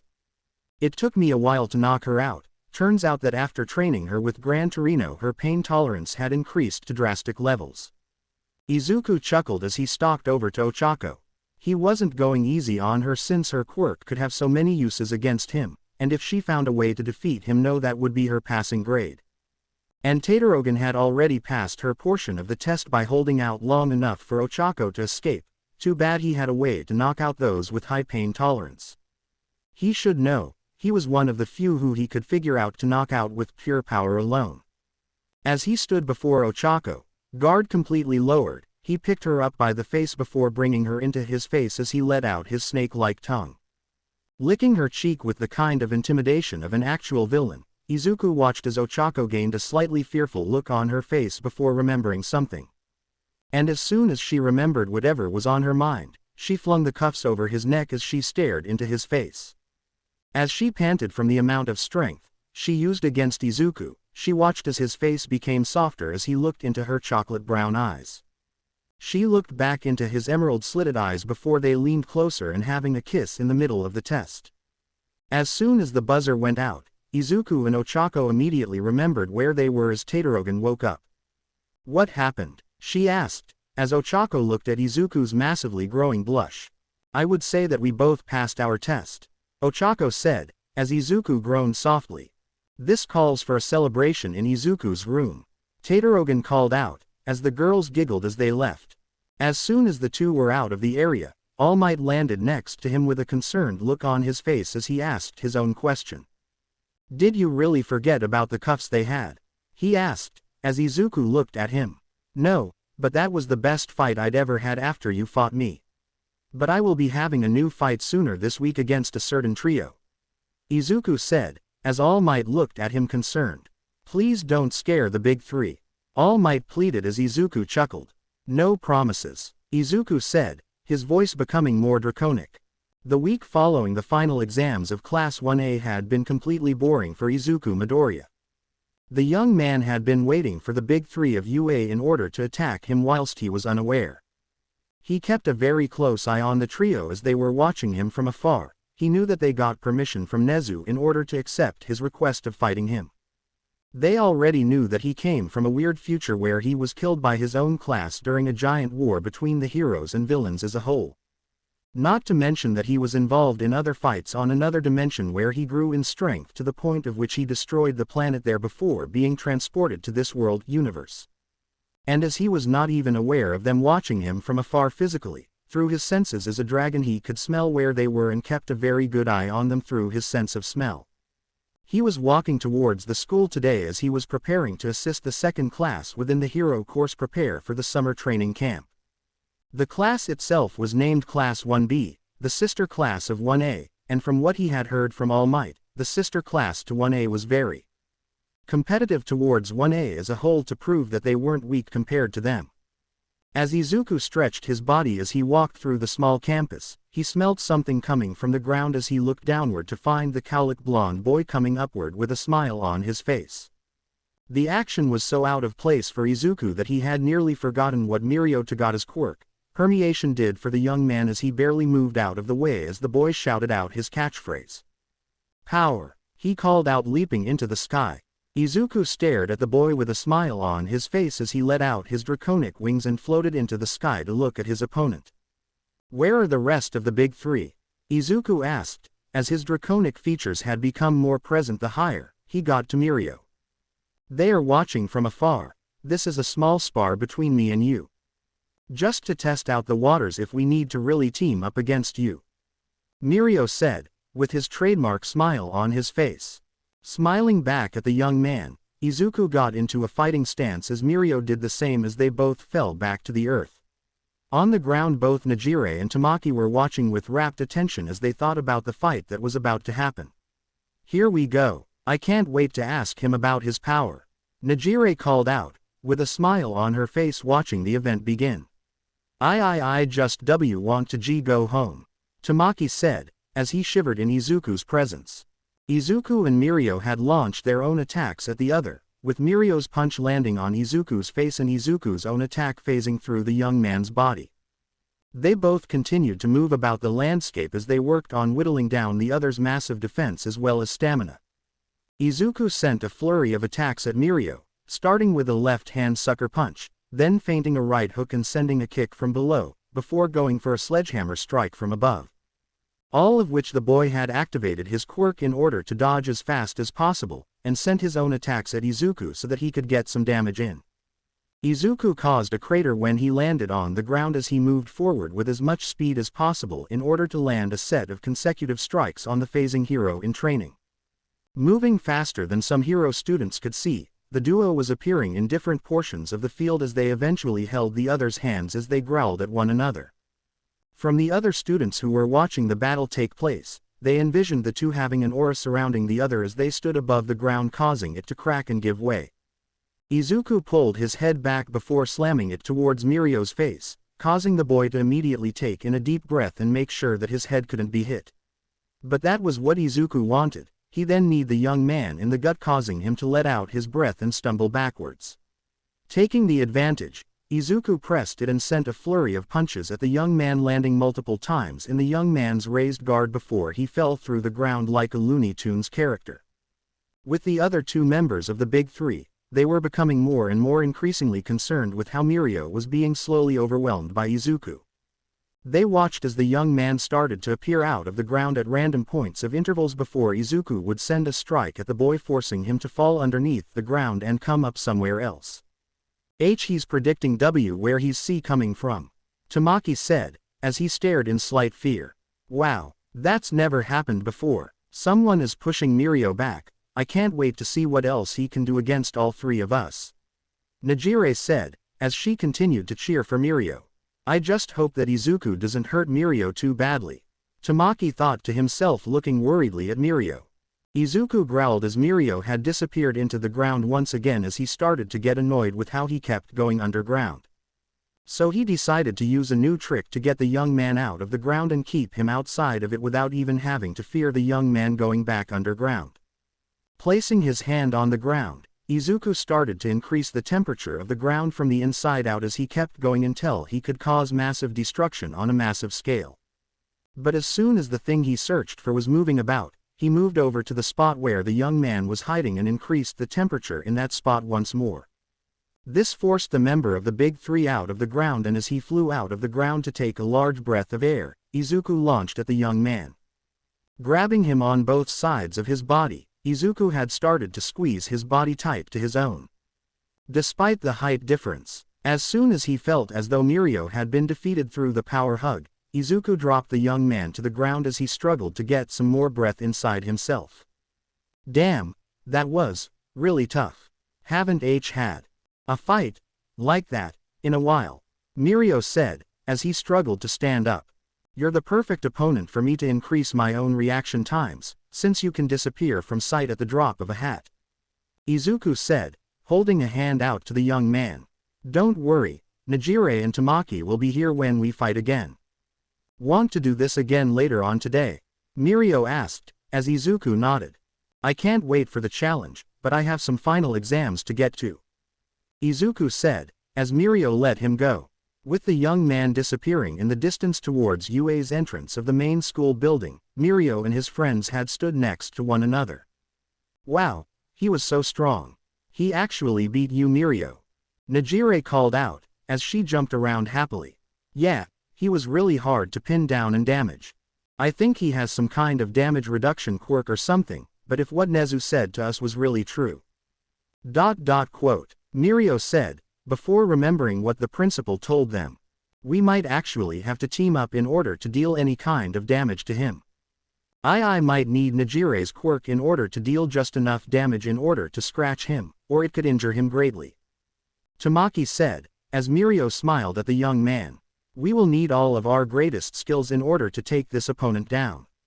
Nezu stated that in another world he was granted the rank of Heavenly Dragon, meaning he was one of the most powerful beings in the world he came from. So we need to make sure that we give him a fight that is worthy of his title of Heavenly Dragon. Mirio said, as the group gave a fist bump to Mirio. Izuku was gathering some supplies to make dinner later that night as he was leaving the store down the road from Ua. He had stretched a bit from the battles against Class 1B and he was very disappointed with how they projected their power and strength. Most of them passed, with the exception of the young man who kept blubbering about how his class was better than 1A, even though Class 1A had every single member of their class pass except for Bakugo. So now he was seen moving towards Heights Alliance as he felt a shift in the air as he dodged to the right, just barely moving out of the way of a blast of photon energy. Looking to the sky, he found Nejire-chan in her hero costume as she smiled at him from the sky. Izuku looked around the area in order to see if there was anyone else in the area but found nothing but Lemillion and Sunniator standing before him with Nejire staring at him as well. We are going to use everything we have in our arsenal in order to defeat you, Midoriya Izuku. My name is Lemillion, Mirio called out, moving into a stance. I am Sunniator. I will find a way to defeat you and be able to head home. Tamaki called out, albeit very fearfully. I am Najire-chan, and after this fight do you want to go out on a date? Najire said, causing Izuku to sputter out in confusion as well as blushing madly. Apparently, that was all they needed to attack as they rushed him immediately, and with Najire blasting photon beams at Izuku, the boy dodged each beam before dodging a wrapping of octopus tendrils. As he kept himself dodging each strike, he soon found his back being pounced by Mirio as the young man had landed on his back and released a flurry of kicks as well as punches to his back. Bringing out his wings, Izuku sent Mirio flying over to a small stadium nearby as he crashed through the walls. Never mind, he phased through them. Focusing on the other two, he launched towards Najire, believing her to be the bigger threat at the moment as he failed to notice Sunniator eating a small lock of Najire's hair. As Izuku chased the young woman through the air, he managed to catch up to her, grabbing her by her arms with one hand and let his tail wrap around her legs, holding her in front of himself. Slowly moving towards the ground, Izuku moved his face closer to the young heroine in training as he glared into her eyes before asking a question. Did you actually mean what you said earlier before the fight began? Izuku asked, as the girl looked confused before nodding. Okay, well I guess we can have that date tomorrow. Around 9 p.m. Oh wait, tomorrow is when both classes leave for their summer training camp. How about when we return from summer camp? Izuku said, as he finally landed on the ground. Sure thing. By the way, could you please move our tail away from my ass? She asked, as Izuku sputtered and let her go. Knowing that she was out of the fight, she moved over to the right as she saw Tomoko taking aim at Izuku now that the boy was completely unaware of his positioning. Plasma cannon. A very timid and determined voice called behind Izuku. And as the young dragon had turned around to look behind himself, he saw a massive beam of energy moving towards him at a fast pace. Transforming into his draconic state, fearing that his human form wouldn't be capable of taking the power of the attack with his guard lowered just enough to deal a fatal blow to him, he took in a deep breath. Explosive photon. Izuku's draconic voice drawled out, as a massive beam of exploding photons had blasted towards the plasma cannon. As the two beams of plasma and photons had clashed in the middle, a beam struggle caused by the two began as Izuku barely pushed any power into it as he watched what Tamaki would do. The young man pushed as hard as he could on the beam of energy, but he was running out of steam soon, and Izuku would make sure that the young man would survive. And as soon as the young man's quirk started to fail, he stopped using his quirk altogether in order to prevent quirk overuse. But this caused Izuku's own beam of energy to blast towards him without any kind of thing to get in its way, and as soon as the beam closed in on Tamaki, he prepared for the worst when he heard a flapping of wings in front of himself. Opening his eyes to see what happened, he found Izuku moving in slow motion and kicking his own photon blast away from Tamaki as both he, Najire and Mirio had watched the blast enter through orbit and exit the planet and go throughout space. Tamaki had stood there with a fearful look on his face as he stared at the display in awe. Looking at Izuku, he soon found the young man to be looking at him with concern. Are you all right? I didn't hurt you any, did I? Izuku fretted over the older man. I'm fine. How did you kick your own attack away? Tamaki questioned as Izuku leaned in. It's a trade secret, Izuku said, giggling before walking away. If you all want to actually defeat me, you will need at least a few hundred years before doing so. I have defeated many more experienced fighters in my youth as a Dragon King than I had as a hero student. You will need to defeat multiple opponents on par with all for one in order to defeat me even once. Izuku called out, as he left the two as Mirio had appeared next to Izuku with a punch raring to go before he was slammed into the concrete path. Ho! Stop yelling that. You give yourself away. Izuku yelled at an unconscious Mirio as he had swirls in his eyes comically. I hope you guys enjoyed this video. Please make sure to like and subscribe to the channel, and now we will see you in the next video.